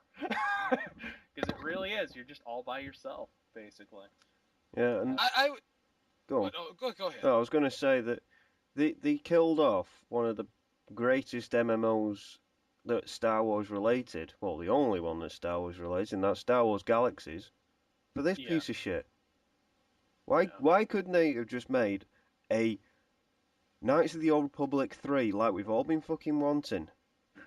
And don't give it to us. They could have made Star Wars Galaxies 2 and fixed all the stuff that was wrong with the original. And, you know, maybe had an actual good MMO on their hands and not have had to waste a bunch of money, waste nearly $500 million making a game that was ultimately going to bomb. Exactly. And the thing that pisses me off the most about the Old Republic is how the media, for months, was telling fans you're wrong. This game isn't going to bomb. It was such sweetheart coverage for this game. I don't know if anybody else read a lot of the IGN articles and stuff saying it's the fastest growing MMO ever made, and it's the best thing I've ever played. Destructoid completely surrendered all semblance of credibility when they were covering the Old Republic, as far as I'm concerned, especially because they had their entire staff playing it. They were all creaming in their pants over it, and weeks later, when people were leaving the game, they refused to cover the game, would not talk about how disappointing it was, and they're still not covering it now that there's BioWare layoffs. So, anyways. Yeah, but since when has Destructoid ever had any credibility? Well, they probably right after they registered a domain name. I couldn't imagine anything further than that. Come on, if I have to see Matt Scoville again on a fucking YouTube video, I'm going to burn my eyeballs. Well, you're going to burn your eyeballs with a match. In their defense, to play devil's advocate, they were like the only website that was honest about Final Fantasy 13 when it came out. They gave it 4 out of 10. So at a time when there were websites giving it perfect 10s and 9.5 out of 10s and saying it was the greatest game in the series and blah, blah, blah, they were the only ones who retained their objectivity. We'll give them that. And they gave Deadly Premonition a good score. They gave it a perfect 10, as a matter of fact. It deserves it. Yeah, so they have some credibility, but yeah, not when it comes to the Old Republic, as far as I'm concerned. Although they do have Tara Long. Well, Tara Long. I don't know who that is. Not Tara Long. What's her name? Fucking. Oh, we don't say. It's fart noise. Wow. No, is that Swahili? It is Tara Long. Swahili again. Here we go. Yeah, and the next person that sends us a fucking email about, oh, you have got money locked up in South Africa. We haven't got money locked up in South Africa, so fuck off. Anyway. Apparently you have not seen Lethal Weapon 2. Oh, no. Clearly. I've seen it. Anyway, but before we move on, I want to clarify something that I think might be on topic. I would like to address those fine folks that think that I'm being paranoid about the impending video game collapse. Yeah, I don't know. Read the story yourself and then suck on it. Anyway, moving into halftime. Anyway, we don't have music for halftime because we're poor. So. Yeah. Anyway, good discussion. I'm really enjoying that. So welcome to halftime, and we're gonna dive into the the colostomy bag. Thank you. The hate with colostomy bag full of caca poo poo. This one comes from user Deus Ex Machina, which is a fabulous name, and he says, "Howdy there." Howdy. He says, I've been a fan for a short while. Well, that's funny. We've been a podcast for a short while. What a coincidence. He says, but I know when something is worth my time. So consider yourselves on my top 2 watch list. Well, thank you. Thank you, I guess, sure. We should be on your top 1. Right? Right. We should be on your top experience list. You should invite us to your house and give us free reign of your refrigerator and daughters. But anyway. In any case, he says, I had a question for you, magnificent quadruplet of I think you mean quartet of horsemen. Oh, okay. Yes, we are the four horsemen of the gaming apocalypse, apparently. Well, it's coming. Sorry. It's coming. Anyway, he says today's quote RPGs are little more than hack and slash games with stats and sometimes skill trees, and very little quote role playing in the middle. Back in the day, we had huge adventures with dialogue choices other than quote I really like your shoes, let's fuck end quote, and quote get out of my sight or God help me, I'll punch you where you stand end quote. We know why, because reading and thinking doesn't go well with the average consumer and goes strictly against their gun porn laws. In parentheses, he writes, namely number 26, thou shalt not play a game without copious amounts of bullets in it. So my question is this, finally, could you think of a way to make a good, deep, engrossing role-playing game appeal to today's average gamer? Honestly, I don't. There is a hard mode. He says it can't have automatic rifles. Thank you for your time. Keep rocking on. So we can answer in standard mode or in hard mode. Well, since I'm going to go the easy way out, I'm just going to say automatic rifles. I think really it doesn't. I don't think games nowadays. I don't think the type of game matters as much as how it's marketed. Like if you look at Deus Ex Human Revolution, that's a very classic kind of PC, like late '90s, early 2000s kind of PC title, like Thief or System Shock or whatever. It's very much in that vein of like the Half-Lives and so forth. But because it was marketed really well and had great advertisements, even random frat guys who didn't know anything about the Deus Ex series and would never consciously pick up a game like that went out and bought it, and it sold several million copies. So that's cool. That's awesome. It really, you can make the most cerebral game in the world, and at the end of the day, if you market it correctly, it's gonna sell, as far as I'm concerned. But And it was fucking beautiful as well. Oh yeah. What? Oh yeah. That also helped. The fact that the game. There was almost a fight there. What? What? No, Did you say to me? He kind of forgot that bit. I was just making sure he realised that it is actually one of the best looking games of last year. Yeah, and graphics will sell a game too. But it was, I think it was also kind of, there's been an absence of cyberpunk in popular fiction too, outside of really shitty anime. So it was like, that kind of filled the void too. Almost definitely. But, Yeah, RPGs need to embrace What Steam. about Alpha? What the fuck are you doing, Alpha? Are you boinking a slag? Did I say banking? He's banging, ranking, slag. He is banking slags with one hand and boinking slags with the other. Exactly. If I'm banking slags, does that make me a pimp now? Yeah, you're No. That means you're a basketball player. Ah. Oh. Well, damn. Well, I definitely need a lot more money to do that. Get out of jail free card too. Let's see. I have to agree with the marketing thing. Really, any fucking game will sell so long as it's thrown out there for the masses to be able to pick up on who aren't, they don't have their ear to the ground as far as games go. Yeah, and I'm gonna say something good about the PS3 now. Oh shit. My god. Everybody grab your fucking ankles because you're going to want to be prepared properly. Heavy Rain is a good example of what I'm talking about, because Heavy Rain's awesome. But it's also kind of in the tradition. It's got the motion controls that aren't quite in the old point-and-click tradition, but in a way, really, Heavy Rain at the end of the day is a point-and-click mystery game. That's basically what it is. It's like the old Sherlock Holmes PC games for the, back in the 90s that you used to play all the time. Yeah, but, you go fuck with O'Brien Disraeli. Basically. And that's basically what it is. But because it was marketed so well, and because the graphics are impressive, and because there was enough hype surrounding the game, it wound up selling over 1 million copies. And that's great. It was incredibly successful. And it deserved it, too, because it's a great game. And it's fucking beautiful. You see, the thing for me... Oh, were you done? Because I wanted to interject. No, continue. Okay, I was going to say, I have a plan. While you were talking, Razorfist, you make great points, and I really appreciate what you had to say. And while you were doing that, I devised a plan. Would you like to hear my plan for Deus Ex Machina here? Please do continue. Here's what we're gonna do, okay? We're gonna make a game, right? Make a role-playing game, right? It's gonna be great, but we're gonna have to cut back on a few things, okay? We're gonna make a good, deep, engrossing role-playing game, but we're gonna have to cut out the deep, the engrossing, and we're gonna have to cut out the good too. But don't worry, we'll have a role-playing game, and yeah. We'll also have to cut out the role-playing, incidentally. Oh, and you got to cut the game bit as well. Ah, Oh man. Okay, then Damn in it. that case, we're gonna make a disc, and you're gonna pay us for it. Exactly. We'll sign it and everything, but you're gonna pay us for it. You know what's good for you, motherfucker.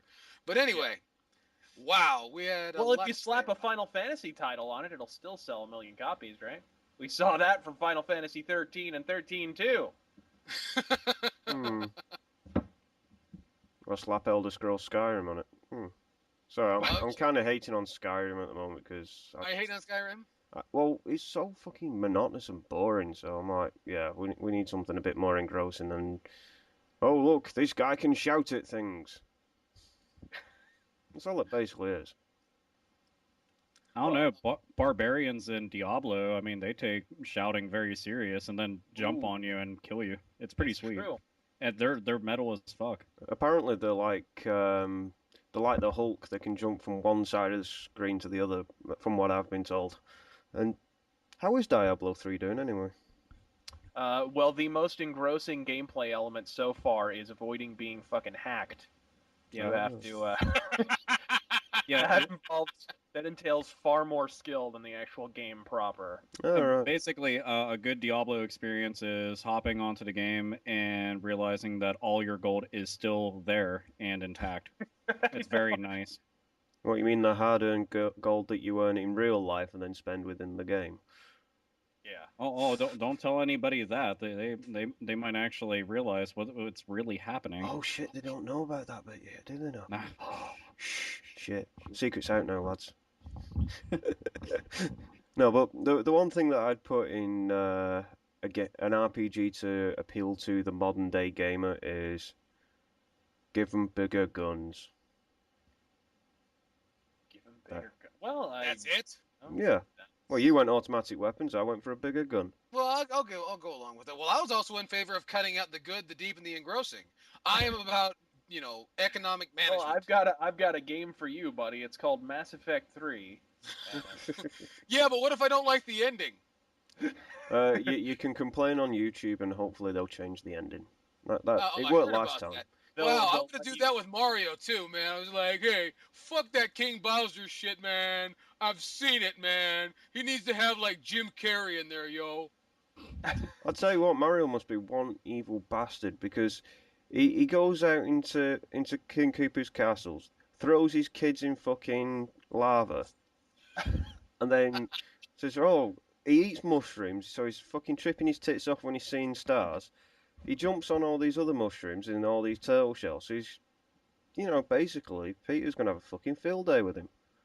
Well, yeah, I mean, think about this. They already have. Oh, yeah, they did. Apparently, Skins Mario must be a real evil fuck, I swear to you, because check this out, man. This dude, he's jumping over barrels throughout the early 80s trying to get at his girlfriend who's being held by this fucking monkey, right? And then he finally wins, but then he gets the monkey, puts him in a fucking cage, Yeah.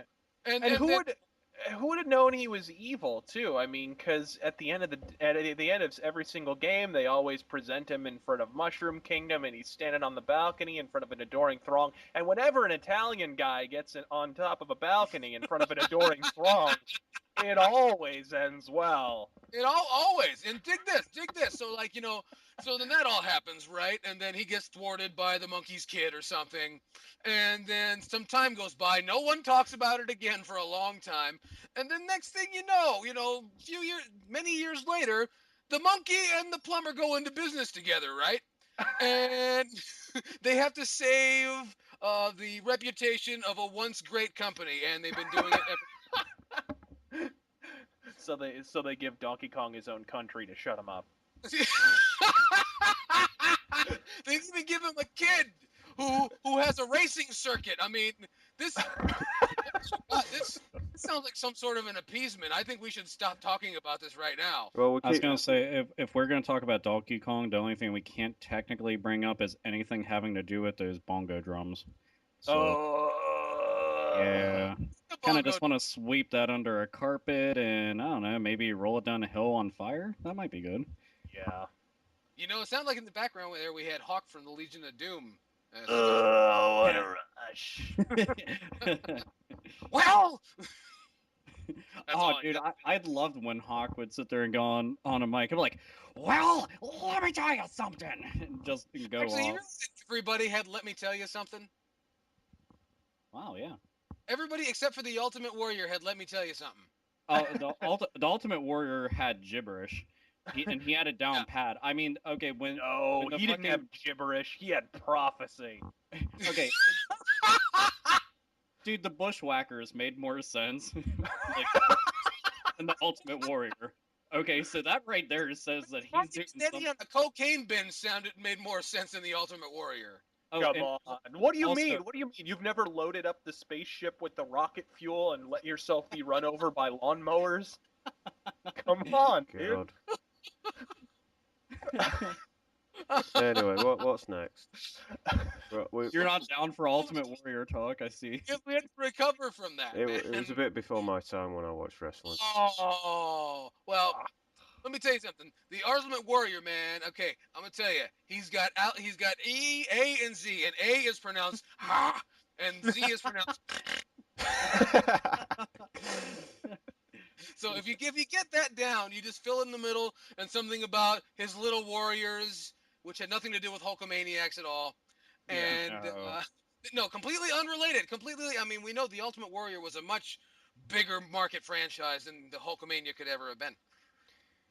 Even though, you know, Vince McMahon essentially not naming his company after it, but that's another story for another time. Hey, while we're talking about just random things before we move on to the next piece of mail, I want to talk about the Classic Gaming Expo in Las Vegas, Nevada. Why is nobody talking about this? I'm sure they fucking paid you to promote that damn show. Dude, yeah, I'll tell you why I'm not talking about it, because I live in fucking Pittsburgh on the complete other side of the country. Talk about and I live on the other side of the world. From you. People talk about MagFest, which is in Washington, D.C., on the other side of the country from me. Oh, yeah. But apparently this is a sizable offering, and there's not a whole lot of coverage, and I want to know why I had to search and find it. Because you have nothing better to do in your life. Because gaming expos are going away. Didn't we cover this in the last episode? Yeah, I'm sure we did. E3. Yeah. Well, see, that's not an expo or a convention. That's a fucking. That's a trade show. 75% enriched.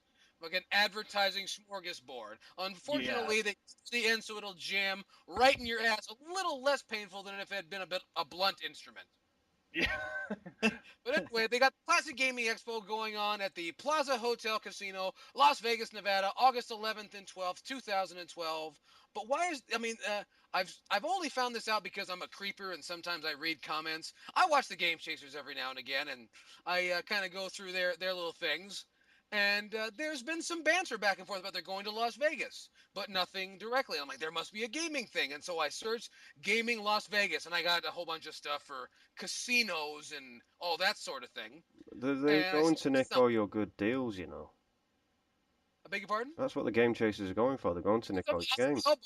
Oh, I haven't announced it yet, dickhead. All right, since the Saint Magnus let it out of the bag, Yellkaos, I will be representing the 8-Bit podcast at the Classic Gaming Expo. So if you see me, say hello. I won't have horns on, though. I'll punch him in the face for me. You can punch me in the face, but be advised that Nevada is an open carry state. Anyway, what was I saying? So yeah, I just wanted to, let's get some talk about this. Has anyone heard about this besides me? Let me know down in the comments, or how you feel over at 8bitpodcast@gmail.com or on the Facebook page. Anyway, our next question, we're going back to the Gmail box, and DoomGuy14 says, I'm only assuming that you guys already played these games, but who do you think would win a gunfight? Vito Squaletta from Mafia 2 or Cole Phelps from L.A. Noire? Never played either of the games, so move on. Wait, who versus Cole Phelps? Sorry? Vito Squaletta from Mafia 2. I have not played that game. so you I said can't it's not- really opine one way or another. Cole Phelps was pretty awesome, though. Then Cole Phelps wins. He does. See? That was easy. Alpha Megason, what do you think? Dude, I only dabbled in both games, and I don't remember any fucking character, to be honest. So I don't know. I'll just assume that the Doom guy would win, even though Doom guy asked a question, but Doom guy is pretty sweet. BFG for the win. The end. Yay! Anyway, our next piece. Oh, thank you, Doom Guy. Our next piece comes from Dylan Flood. Dylan Flood asks, or he says, "Hey guys, just want to thank you for giving me something to listen to while I play super hard NES games. You're trying to impress us, and it's not working." Anyway, question. He says, "How do you guys feel about a Time Splitters remake or sequel?" I don't really have a feeling either way, but the Sainted Magnus, he's the PlayStation guy around here. What do you say? They're Sainted? making a Time Splitters sequel, did they not? Are they? Yeah, did they Well, not what do you mention it? Well, how do you feel? Well, I'm fucking excited about it because Time Splitters is like old school GoldenEye. Time Splitters is one of the best first-person shooter franchises. Period. Like if Okay. you play the it's true though. If you play the multiplayer, it's fucking amazing, just flat out amazing.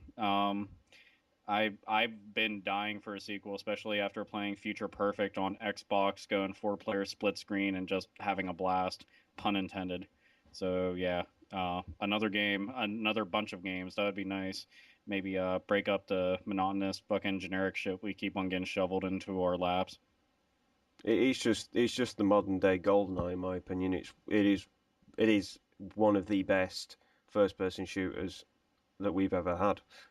Hell, I sure do wish Perfect Dark Zero would have been a modern day fucking GoldenEye. They dropped that ball though. Yeah. I like Perfect Dark Zero personally, but the Time Splitters I don't like. I've played it. I don't really care for it. So I differ with you, fine gentlemen. Version. Yeah, I'm Bizarro, you guys. I guess I didn't care for it personally. Oh. I'm not really familiar with it It's myself. it's a little on the Japanese side for me. It's just- Little, just a smidge. I mean, I can see that. I liked it because it didn't take itself seriously. It was very just out there. So it's just like, that's pretty cool, especially when you play tons of games where it's like the main character is uber serious, has maybe 18 lines of dialogue total in the entire game, and grunts a whole lot no matter what. So I was just like, wow, I get to run around just like, dude, that game would just be you're just running and shaking ropes to go and have things fall from the sky, and you get fucking thunder god. Well, Thor. Thor will grant you powers to go and basically doom people, and then your little ultimate warrior maniacs will, I don't know, be saved. I guess maybe some shit like that. They're called warriors. Get it right. Yeah, I'm sorry. Look, like I said before, the Bushwhackers I could understand. Ultimate Warrior I couldn't. So most things that he said were completely lost on me. I was just like, wait, what? Even with fucking subtitles, the shit wasn't happening. It was just like Vince random. McMahon has had some horrible ideas over the years, but I'm really thankful he didn't give Brutus the Barber Beefcake any sort of credibility like that. Because that dude, he may have been a face, but he had no fans, period.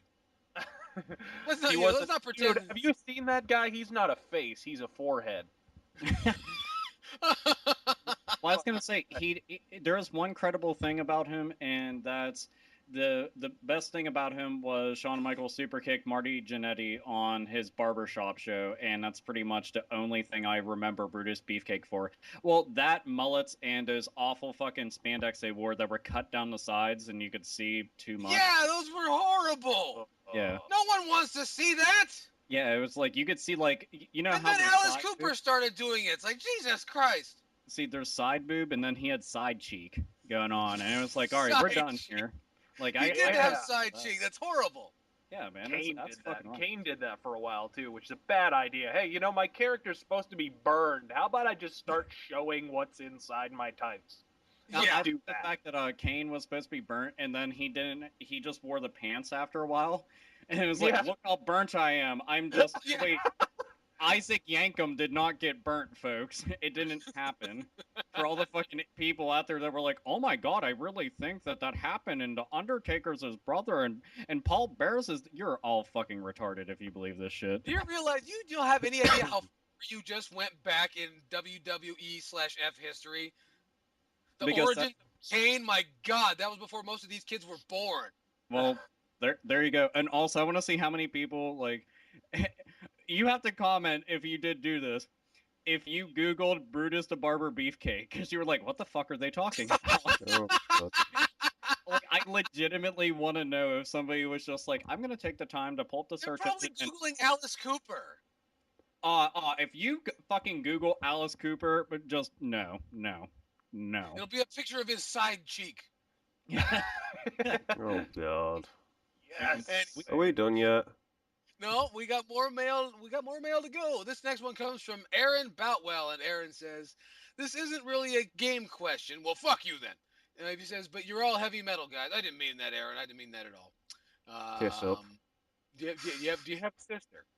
Anyway, um, what person/band do you think has the biggest effect on the genre? He means heavy metal. My vote is for Alice Cooper. To the best of my knowledge, he is the guy who added horror elements to the genre and a fair bit of showmanship, among other things. What do you think? Well, I'm going to tell you what I think right now. Who best represents or who best influences this genre of music right now? I'll tell you who. The Four Horsemen themselves, Metallica. Because Metallica has been the band that has made it perfectly okay for metal to become exactly what it is: shallow, pedantic, repetitive, and boring. Boring, boring.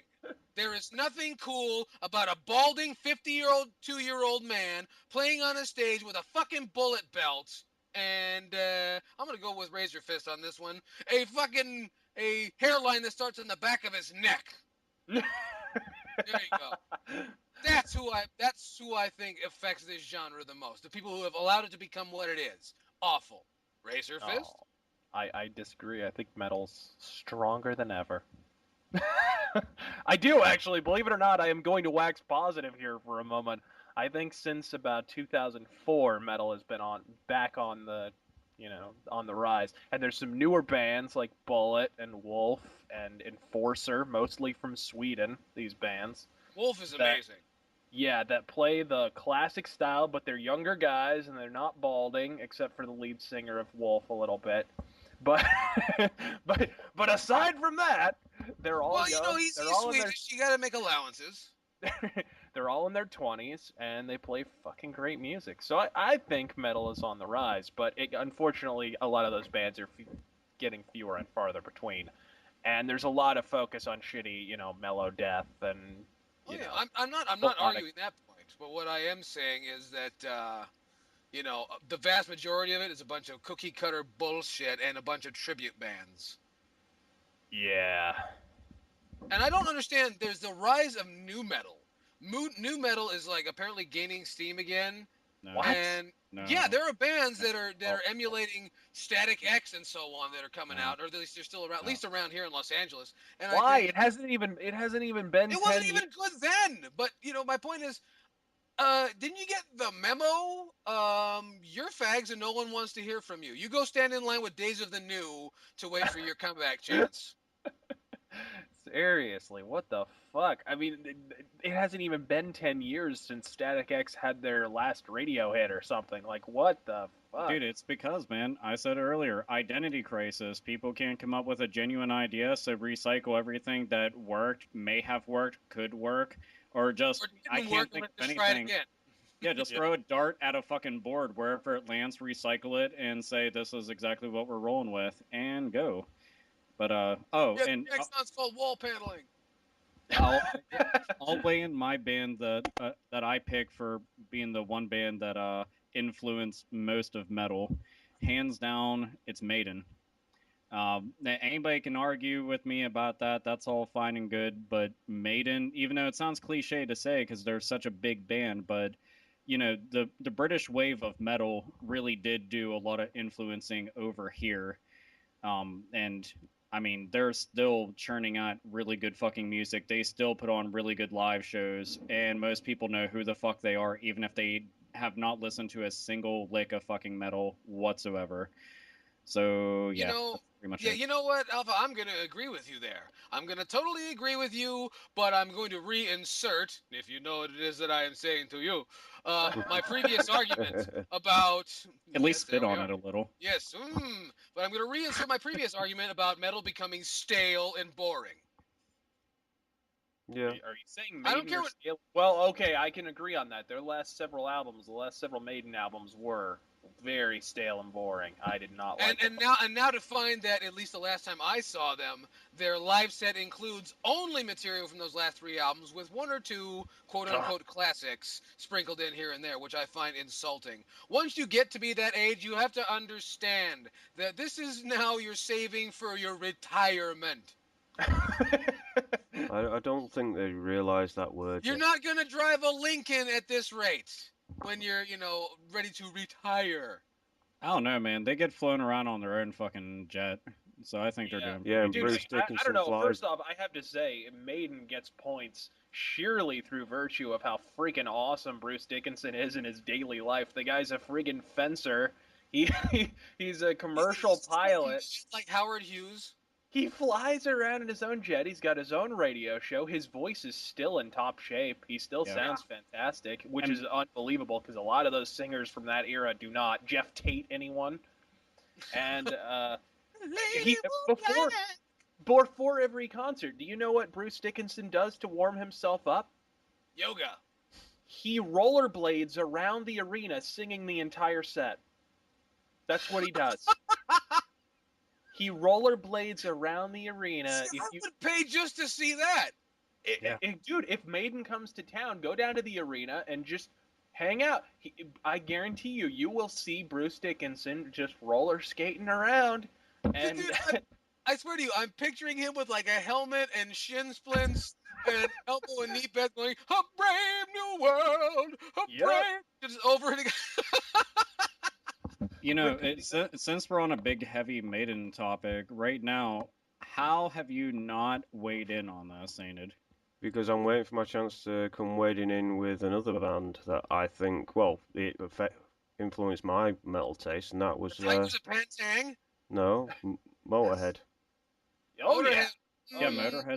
Motorhead's pretty important. Motorhead. does Motorhead's an not important band in my life, and it was one of the bands that that actually genuinely got me into metal. So Well, they're just and they're hugely influential. And what a lot of people don't realize is they're not second wave. They're not new wave of British heavy metal. They're first wave. They started in 1975.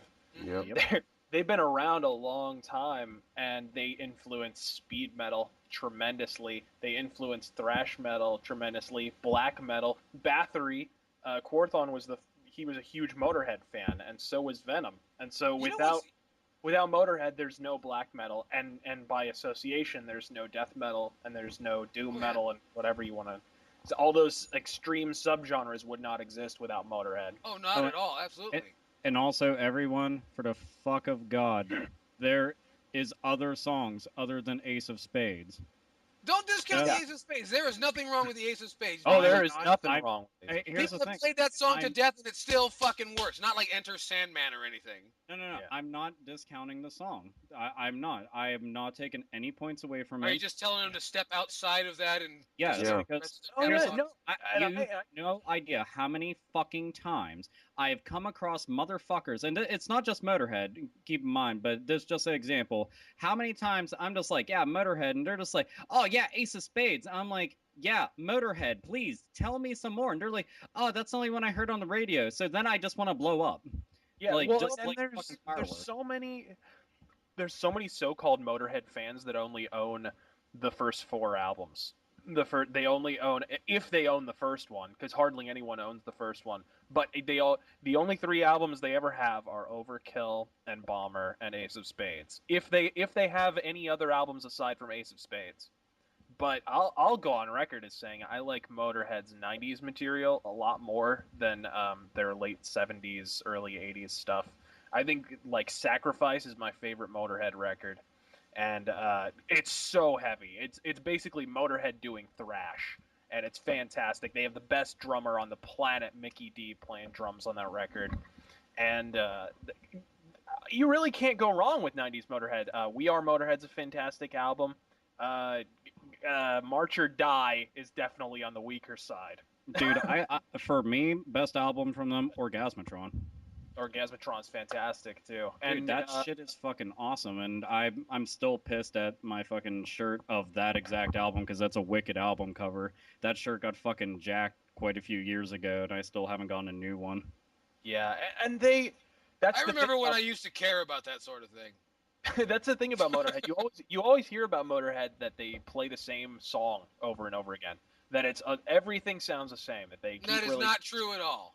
It's not No, true. no. They've done everything from speed metal to they did If progressive. that's metal. the case, then you'd have to say that every Led Zeppelin song sounds the same. Well, yeah, and that's the thing. Like, And they all do in a way, because that's called having, I don't know, style. but Motorhead has had a lot of different styles. Like I said, they did prog metal on Another Perfect Day. They did thrash on Sacrifice, and more Well. recently they did blues. I mean, it's just they do a lot of different shit.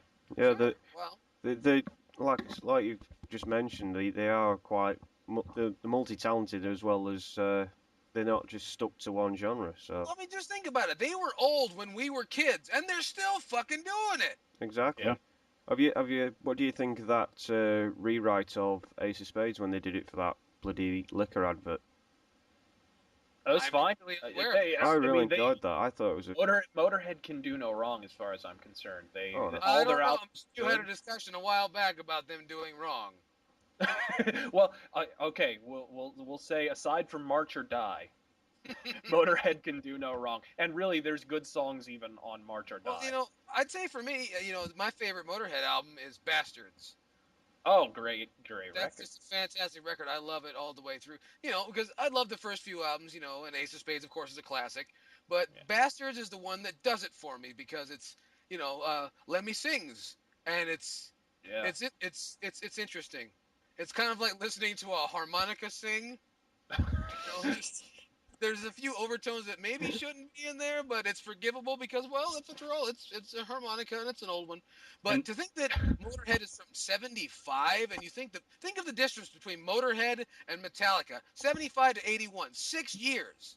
But when Oh you man, think Motorhead, and that's the thing. They've released heavier albums than Metallica. They have. Well, by Motorhead- fucking far. when you think of Motorhead versus Metallica, you think of Metallica being a much newer band than Yeah. Motorhead.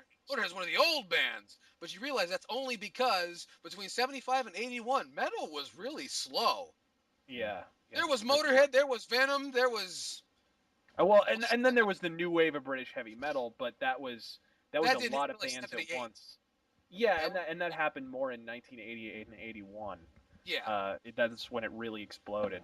Oh, Yeah. and one important thing that everybody should take note of is since we are talking about Motorhead and Lemmy and all the other good shit, is he's in Brutal Legend. I don't know if Yeah, anybody he is. Yeah. is like if you haven't played the game, he is in it. He's actually a pretty important character in the game as far as the story and like combat is concerned. So if you haven't checked it out, please, from one metalhead to any other metalheads listening, it's worth every fucking dime and penny. Please check it out. And yeah, sorry, I just want to chime in with that. Please continue. For me, I guess my most influential band would be Judas Priest, without question. I think they're more important in the formation of metal even than Black Sabbath.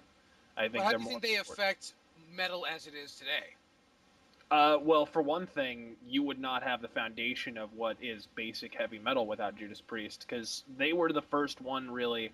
Like Thin Lizzy had twin guitars and twin guitar solos, and Maiden did later, perfected it a little bit. But Judas Priest, man, they were way ahead of the curve on that, and they married it to the heavy metal sound. And this is really important, they had an image. The leather and studs and bullet belts and spikes and all that fun stuff is all Judas Priest. That's all. And it them. became a metal mainstay, and still to this day is an iconic look that when you see it, you think of one of two things immediately: biker or metalhead. And that's it. or Yeah, leather bar exactly. aficionado.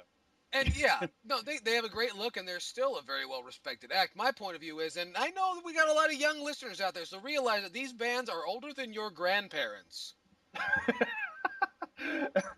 Yeah.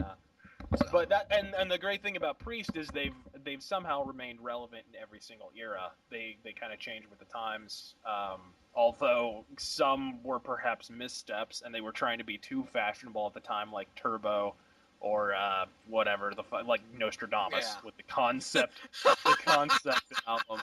The concept album. Or Demolition, not their strongest record. That's like Queensryche trying to do prog now. Yeah, but when it works, when they adapt to the times and it works, like with Jugulator or with Jugulator was a fantastic record. Yeah, when that was released, that was kind of Painkiller was like it mixed thrash with like arena heavy metal, and it's one of the most influential metal albums of all time. Now there's a whole German subgenre now devoted to ripping Painkiller off. Oh, I know, they still do too. But I mean, Primal Fear built an entire career out of rewriting Painkiller 50 times. Them and Gamma Ray, but Gamma Ray also listened to Rainbow. So, but anyway. Oh yeah. So But that's my about vote. Judas Priest. Oh, here there was one question I actually wanted to ask, and this was the Sainted. Bring it, because I mean we talked so much about Motorhead. What are your favorite albums or songs or whatever from it? Because you didn't really touch on that. Well, obviously I like the Aces album, but that's probably the only one I actually bought for myself. Every other album that I listened to was from when my mum was around, and she had all of them. So, but I can't really remember the name, the actual names of the albums. But there is one song I do like, and that's Louie Louie. Oh, from the first album, dude. That's old school. I love that song. The way he sings Louie Louie, it's just fantastic. And that was their first hit, as a matter of fact. That was the first time they got in the charts, is with that cover. Well, there we go. I learn something new every day. Yeah, they had to, that was from the first album, which they had to record twice, actually. So so they released it once, and then I guess their record company tried to sue them or something, and so they were like, "Fuck you, we're gonna record it again." And release it ourselves and make money off that version. So. I'll tell you what, they did a damn good job. Yeah. So. Oh, Louie Louie, and I also like Trooper, the cover of the Trooper that they did. Oh yeah, that was a good cover. Oh yeah. That was on the Maiden tribute record. That wasn't all Motorhead, but Lemmy did sing on it. That's what I mean. I enjoy. You know what I love most about Motorhead is how they rolled with the punches. You know how when metal started to falter, a lot of bands wanted. Dude. Well, like a lot of bands wanted to remain successful, even though there was no money left in their industry. They wanted to still maintain this. No, we're fucking. We're cooler than that. Whoever it was. Motorhead was like, we'll sign to a smaller label. Fuck it. Yeah. because they know that they're still going to get to do Wacken every year and all this stuff. And it's like, hey, there's still money being Motorhead. Fuck it. They want to hear our music. We'll go play to them. I've seen Motorhead. I've seen Motorhead play for 27,000. I've seen Motorhead play for 230.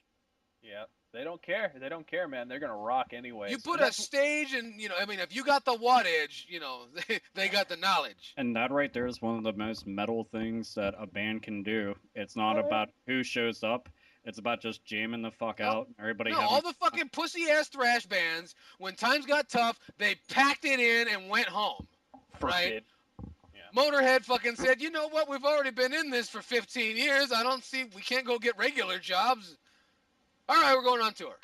Yeah, basically. And that's I always say, dude, you can tell what a band is really made out of, what a heavy metal band, like a classic one, was really made out of by what they did when the 90s rolled around. Yeah. Someone should write a book just on that. Someone should write a book about what the 90s transition. Yeah, they really I think I might write that book. Because the greatest ones, they rose to the occasion and they wrote the best albums of their career, a la Are you talking about Lynch Mob? Are you talking about Lynch Mob? No, and I'm not talking about Dokken either. Oh, God.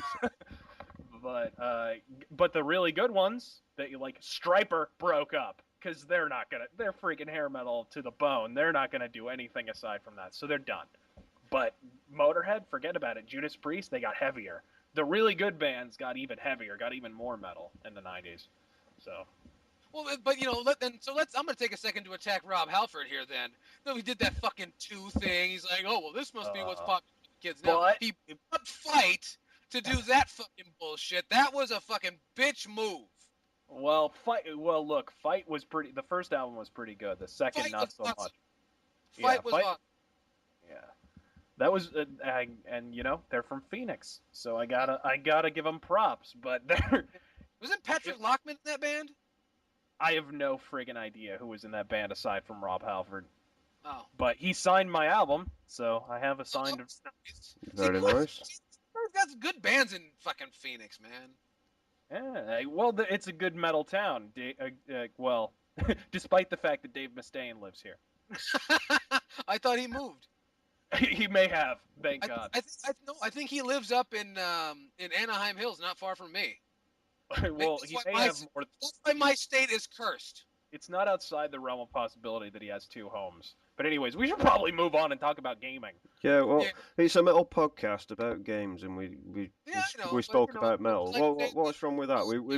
We've gone off topic enough times just to piss off the right amount of people. So yeah, we've done our job. Done. So now on with our second half, bitches. What are we going to talk about? I just wanted to say that if you have a question, a comment, a concern, anything at all, be sure to drop us a line at hatebitpodcast@gmail.com or facebook.com/hatebitpodcast. Anyway, moving back into our next news items. New Zone of the Enders. I don't know what that is. Razorfist, maybe write it down. So, Razorfist, talk about Zone of the Enders, please. Well, who here has actually played all the Zone of the Enders games? Me. Okay, well then maybe you should itemize it, because I'm definitely not a proponent of the series, and I feel like we should be a little more balanced towards it. So Well, I'm definitely not going to treat it well. So somebody else take it away. Alpha. It's Kojima and giant robots. There we go. Okay, well, basically, Hideo Kojima, he's been making a game. Everybody was going into the rumor mill and assuming it was going to be another game into the Snatchers / Please Not series, which would have been fucking fantastic. And I assure you, 110%, it would have had my money without even fucking thinking. But it's another Zone of the Enders game. While this is good news, at least to me, because I like both games, I truthfully would rather have had, you know, a Police Knots or a fucking Snatcher sequel, just because those are games that he just doesn't seem to want to pay attention to for whatever reason, despite how fucking absolutely stunning, amazing they are, the stories, everything. This is about Zone of Enders, and I'm sitting here giving Snatcher a reach around. I don't know how to even say Snatcher without being perverted, but regardless. Yeah, so we're getting a third game in the series. So we're getting a third entry in the series. Opinions, thoughts, cares, anything? Just what Japan needs: more giant robots and anime melodrama. Hey Takahashi, let's take a break from dueling our Megazords for 5 minutes so we can talk about our feelings. Fuck you. Anyways, I've just got one word. Yeah.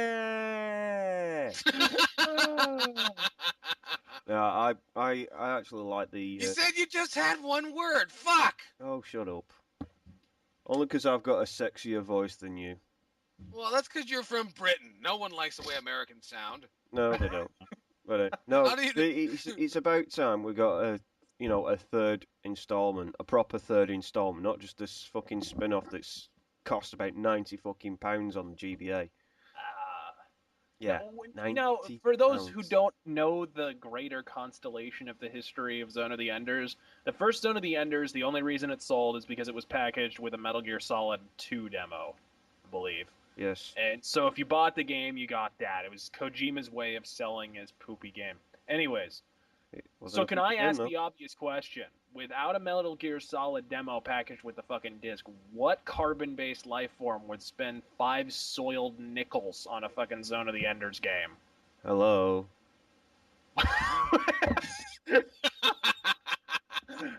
Okay, I think you just answered that question. Yeah, but the thing is, it's actually a good fucking game.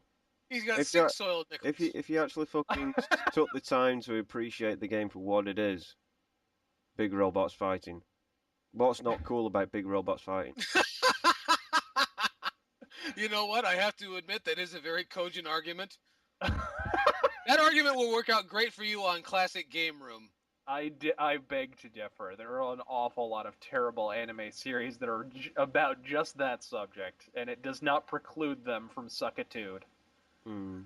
So. Well, very little can. They just need, if they remove the emos out of Zone of the Enders, they'd be fine. Oh, man. Well, that's Kojima for you, though. But, anyways. So, what?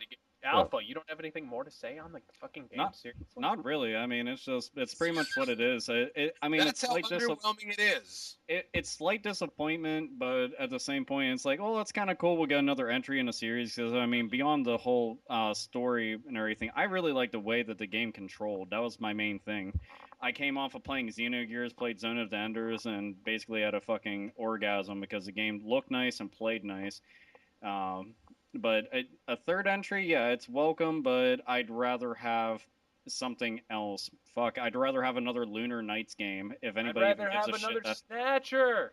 Yeah. Snatcher. Yeah, okay, nobody's ever gonna complain about having more Snatch. Or ha ha ha, look at that. He used really shitty humor. But no, seriously, another Snatcher game would be fucking nice. As a matter of fact, he said that he was interested. I don't know if you guys read about that. He was interested in wanting to pursue, making a sequel or remake or anything like that if somebody else wanted to work on it.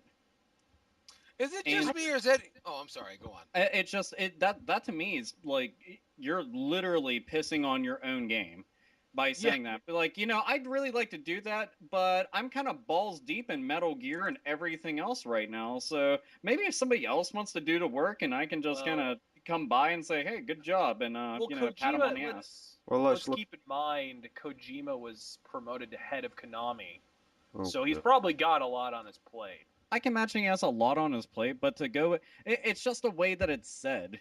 Like, if it was just said completely in a different way, I might have been more accepting of it. But so just what you're saying is not what he said, but how he said it.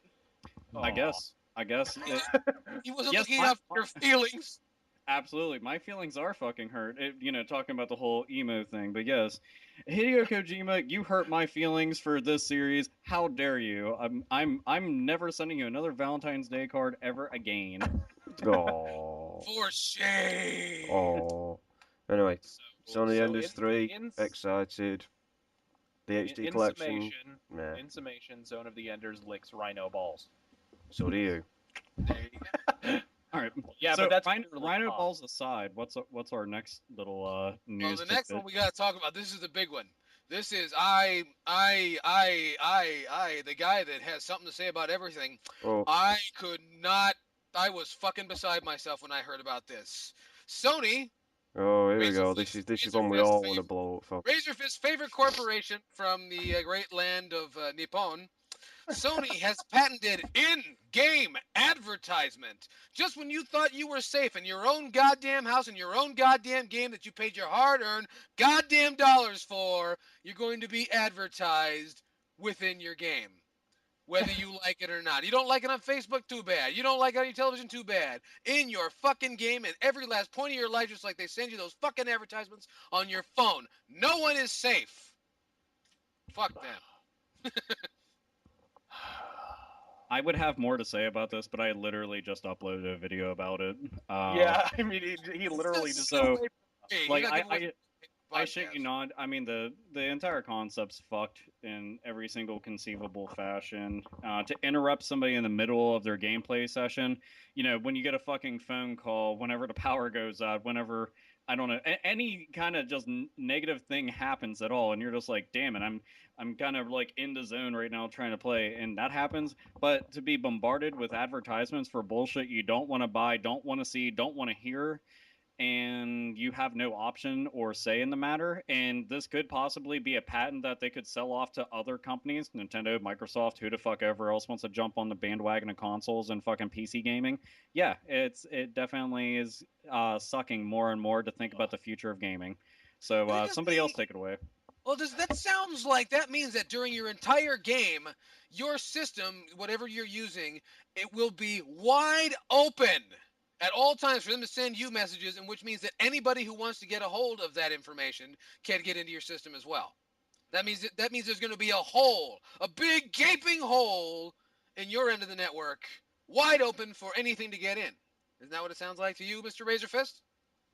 This is utter bullshit. We interrupt this acrimonious Razorfist rant to deliver a word from our sponsor. Feminine odor got you down? Try new Glade suppositories when you need your air biscuits to smell oven fresh. We now return to our regular program. That's what it's going to be like. They're literally going to stream it into your game.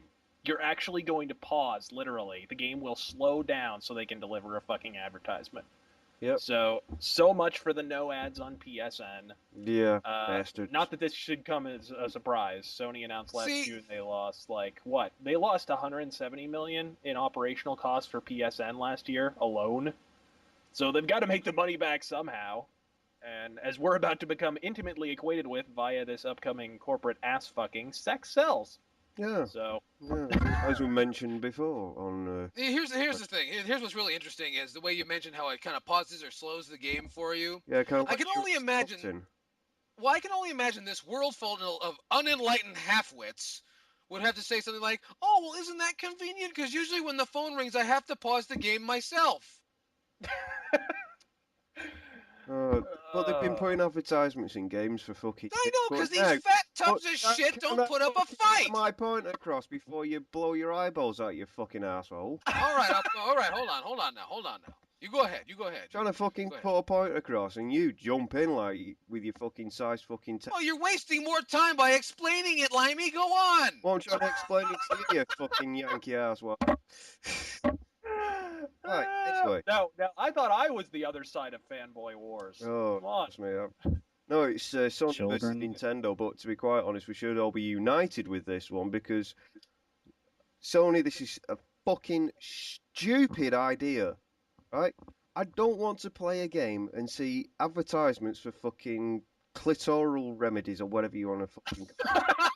I just want to play a game. I don't know. We'll take Gran Turismo for example. They have the endurance races on it, right? Sometimes they take up to an hour, sometimes they take up to 9 hours, sometimes they take a full fucking day. Yes, a full fucking day. Now imagine how many advertisements are they going to stick in each fucking race? You know, in one of those endurance races, or even on a fucking 2-minute race. It's going to be you get around the first lap, here's an advert. You get around the second lap, here's an advert, and that's what it's going to be fucking like. It's going to be forced upon you, which is wrong. Microsoft has made the same fucking mistake. Razorfist was just explaining to us before when we was in the pre-warm-up podcast talk, and it was that with Xbox Live, you scroll across, it's actually it starts playing a little jingle to try and get your attention. Now this is just. I know, this is like Sony walking up to you with a big fucking billboard and smacking you in the fucking face with it. It's wrong. It shouldn't be allowed. And we need to fucking stand together on this one. And I'm talking to Xbox gamers. I'm talking to Nintendo gamers. I'm talking to fucking PlayStation gamers. I'm talking to the stupid fuckwits that keep hoping that there's going to be a Dreamcast 2. There isn't going to be a Dreamcast 2. Face it. Sega's lost a shit ton of money. They're not going to fucking lose another shit ton of money making a console. But that's another fucking rant for another day. This isn't meant to be the rant section, but it feels like the fucking rant section. But stand together and just say this is wrong. We need to stand up against all of these fuckheads that think slamming advertisements in our face just to try and get another fucking 10 pence out of our fucking wallets is going to work this time. Yeah. Don't do a dick move like Capcom is what I'm trying to say. Yeah. And that's Capcom Zinger number 3. Yeah. We ain't more hate for Capcom yet. Mr. Fist? What? No, I mean, I actually find myself in the very strange and uncomfortable position of completely agreeing with the Sainted Magnus. It's it's an unusual fucking feeling, isn't it, lad? I know, it is. Get fucking used to switching it. Hands. Get fucking used to it, because you know I'm right. Yeah. It's like the first time he had, the peanut butter with the jelly already in it. Yeah. Good. Uncomfortable, but I could get used to this. But I mean, and it's annoying enough, and it also needs to be stated that we need to definitively say this. The people who said back when Ubisoft started putting in-game advertisements, like on billboards in Rainbow Six Vegas, And I believe one of the SWAT games had in-game advertisements, and there was a big controversy about that. And at the time, people said, this is just the tip of the iceberg. This is going to keep going forward. And Sony and Microsoft's representatives stepped in and said, no, that's not going to happen. We're not going to allow that to happen. This is the I told you so moment, folks. This is the I told you so moment. It did happen, and it's going to happen more. But this is not a new thing. 1 minute, Alpha wants to say a thing. Go on, we've got a lot of peace. Do you guys remember the? To be honest, I might sound kind of stupid when I say this because I don't have a Kinect, so I don't know off the top of my head. But I remember a while ago I was reading, and the Kinect could it was supposed to be able to read, kind of like judge your reaction on things to find out exactly what you like and what you don't like, depending on what's advertised on your dashboard. What? And I'm dead fucking serious. I don't know if this is really true, but considering that's like facial recognition, gesture and movement and whatnot, but they're supposed to be incorporating the Kinect in such a way, and possibly future hardware to recognize, oh, this is something that they like. I see that they dig Mountain Dew, then advertise Mountain Dew. Oh, now I can definitely see a box of lotion and tissues over there next to the copy of Dead or Alive Extreme. Sell advertising to Adam and Eve Productions. Yeah, and it's just like, okay, then we'll go and advertise a fleshlight to them. But just the fact that if it goes even beyond the realms of, it's like, okay, well, you just have your generic advertisements there, so you can generate additional revenue on top of all the other bullshit that you get fucking money for out of your consumer. But now you're going to make it some kind of creepy way where it's it's actually like analyzing the individual or individuals that are present at the time playing or interacting with the system. Just freaks me out on a fucking level. It's like, I'm gonna hoard myself up in a fucking bomb shelter with all my retro consoles and fucking just shake back and forth like it's fucking like Skynet.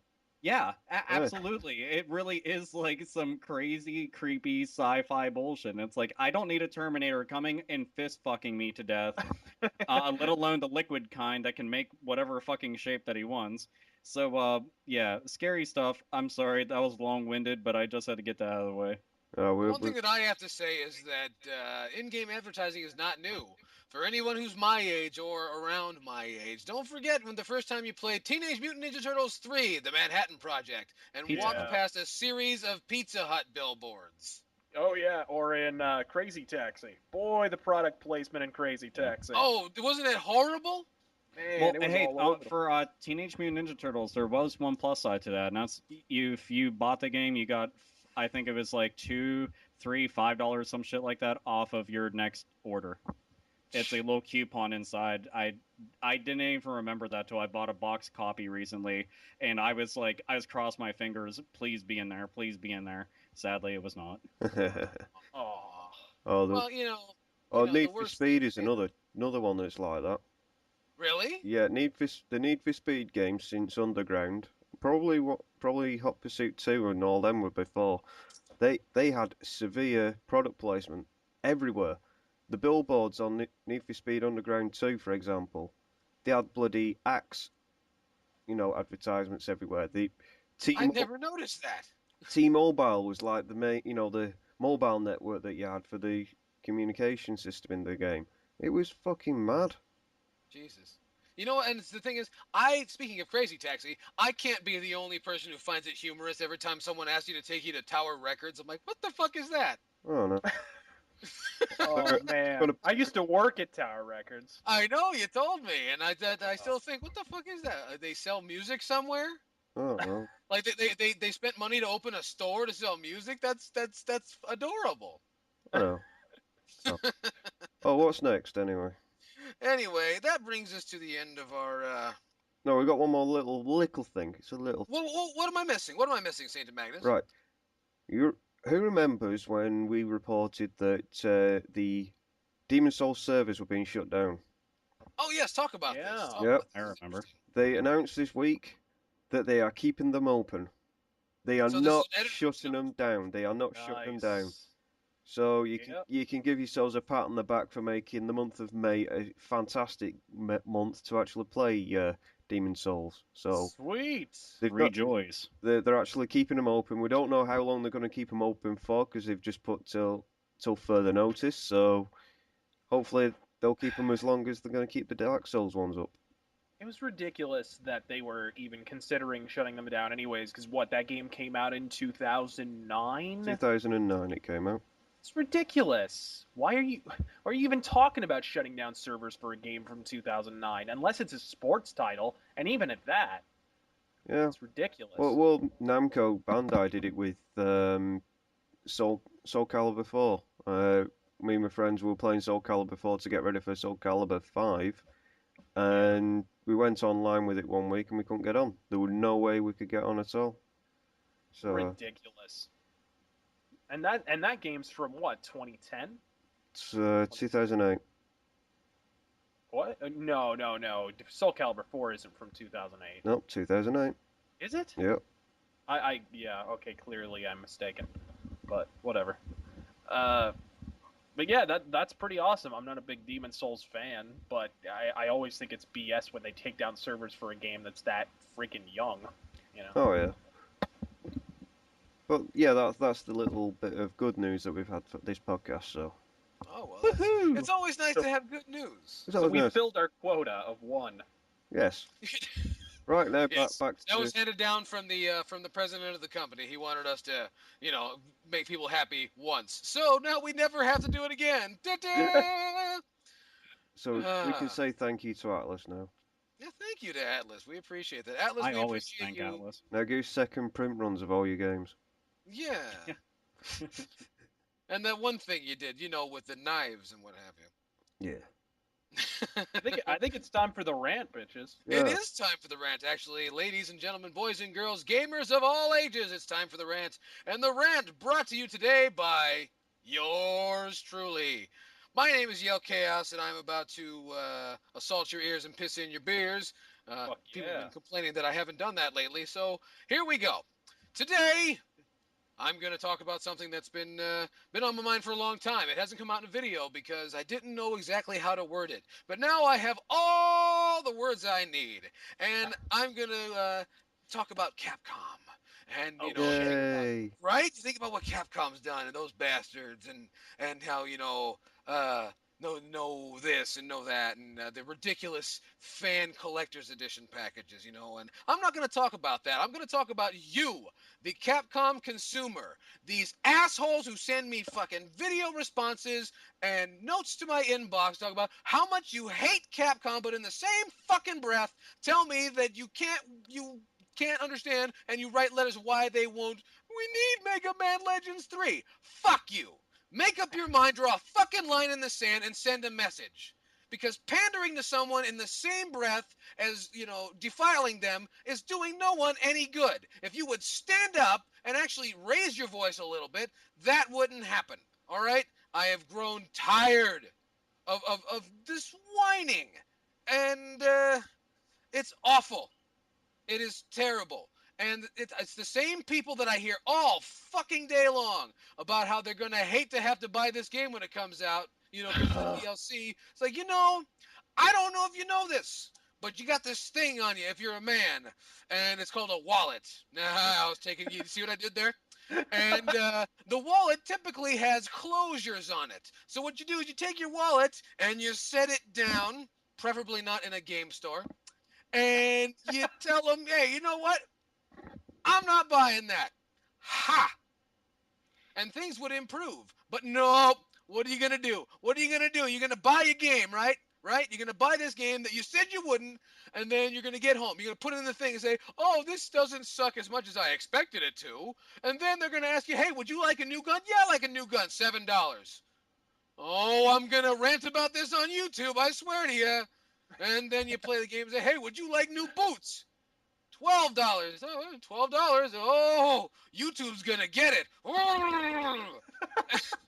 And it's the same shit over and over and over and over and over again. And a classical mind once said that to apply the same actions to the same situation and expect a different result is and always has been the definition of insanity. So I ask you, what are you, fucking crazy? If you want this to change, you have to do something.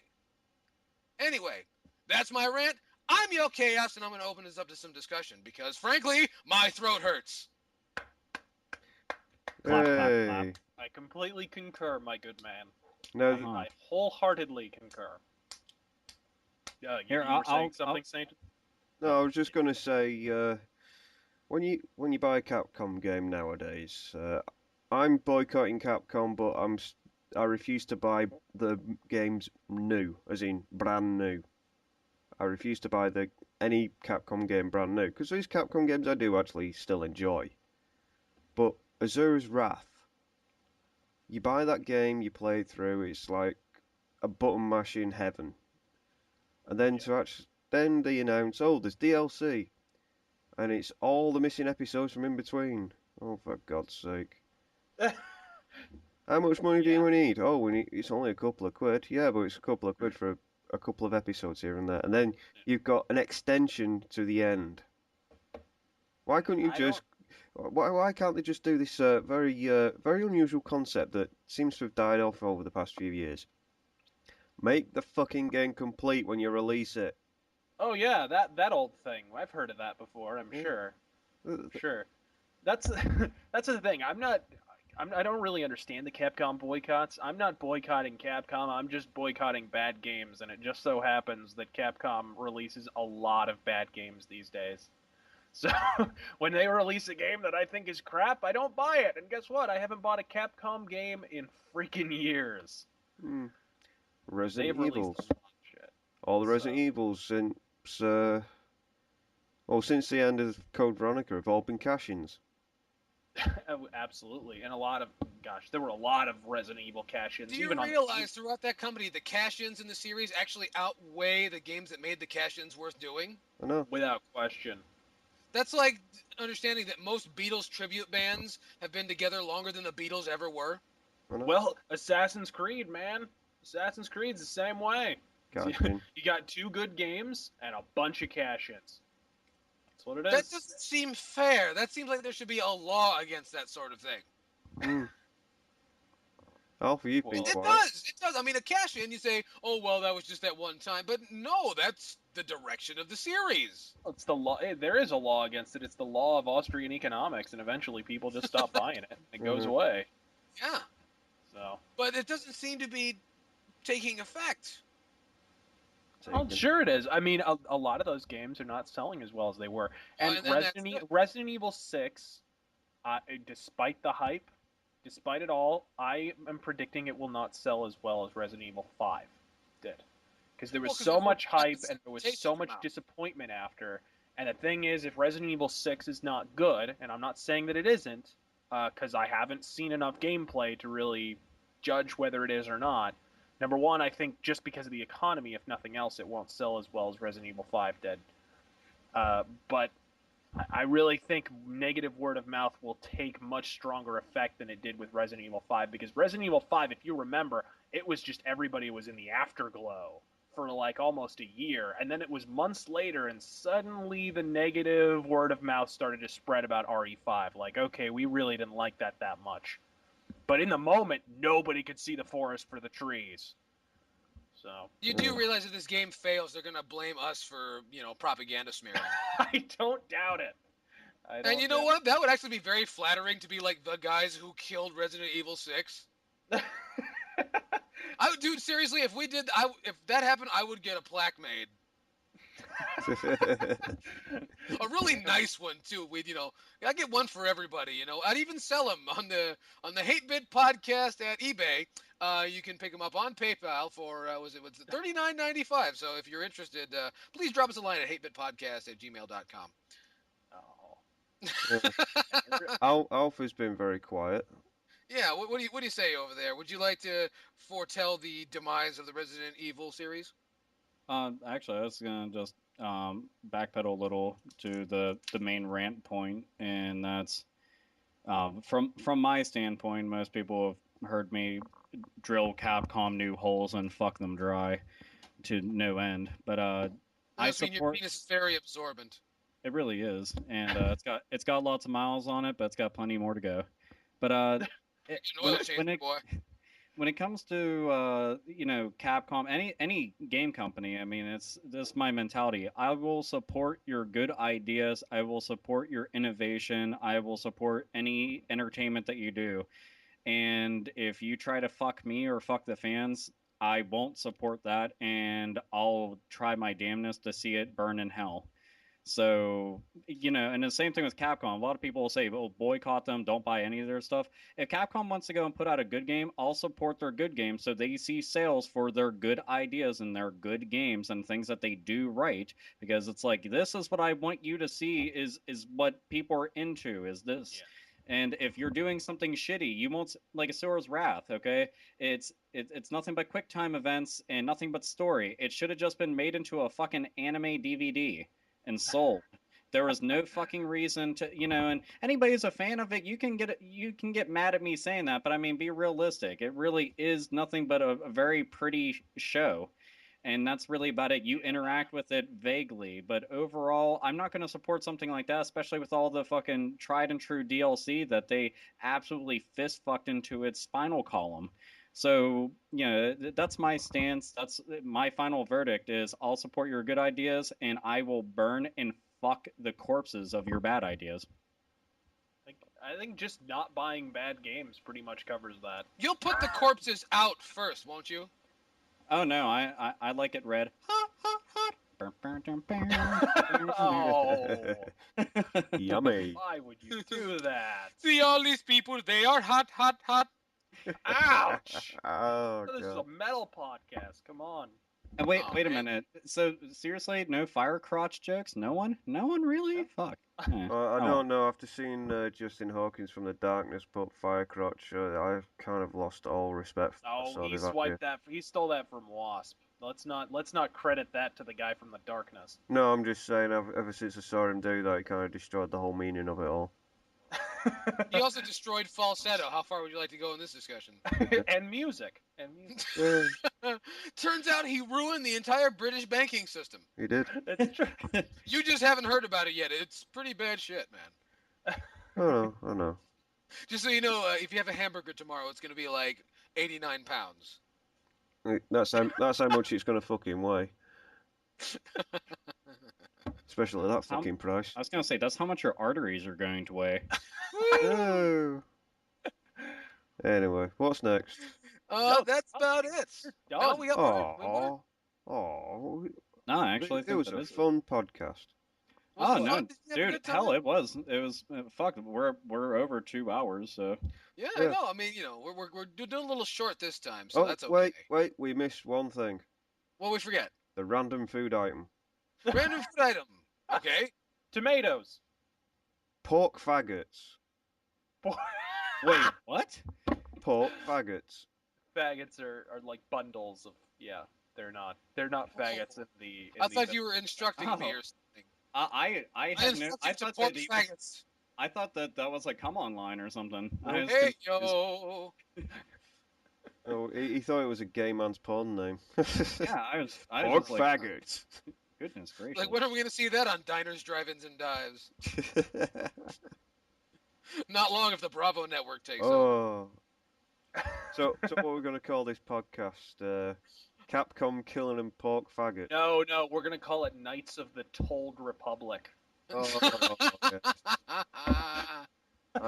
Fabulous. I think on that note, we should finish. I think we should get going. So we thank you for joining us here on the Hate Bit Podcast. So if you have any questions, comments, concerns, leave them at YouTube. You know where that is, right up above. Or you can leave your comments right down below. Don't forget to like this podcast if you value your life.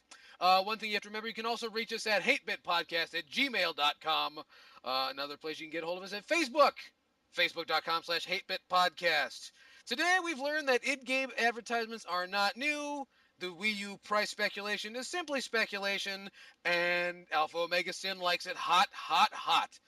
So, also remember to check out the Classic Gaming Expo in Las Vegas, August 11th and 12th, 2012. You can find more information at cgexpo.com. Well, Anyway, how much are they paying you for all this fucking I shameless know! product placement? I'm not allowed to disperse that, but I will tell you after the Well, podcast. if you advertise it one more time on this podcast, you're going to be paying us all royalties for it. You're a dick For and be quiet. allowing Mike. us. Anyway, we appreciate you stopping by. Joining me today was Razor Fist. Never forget the name. Razor Fist. Alpha Omega Sin. Ooh, yeah! Dig it! The Super Slav Sainted Magnus. And that's the bottom line, because Sainted Magnus said so. Yes! And I'm the Mike.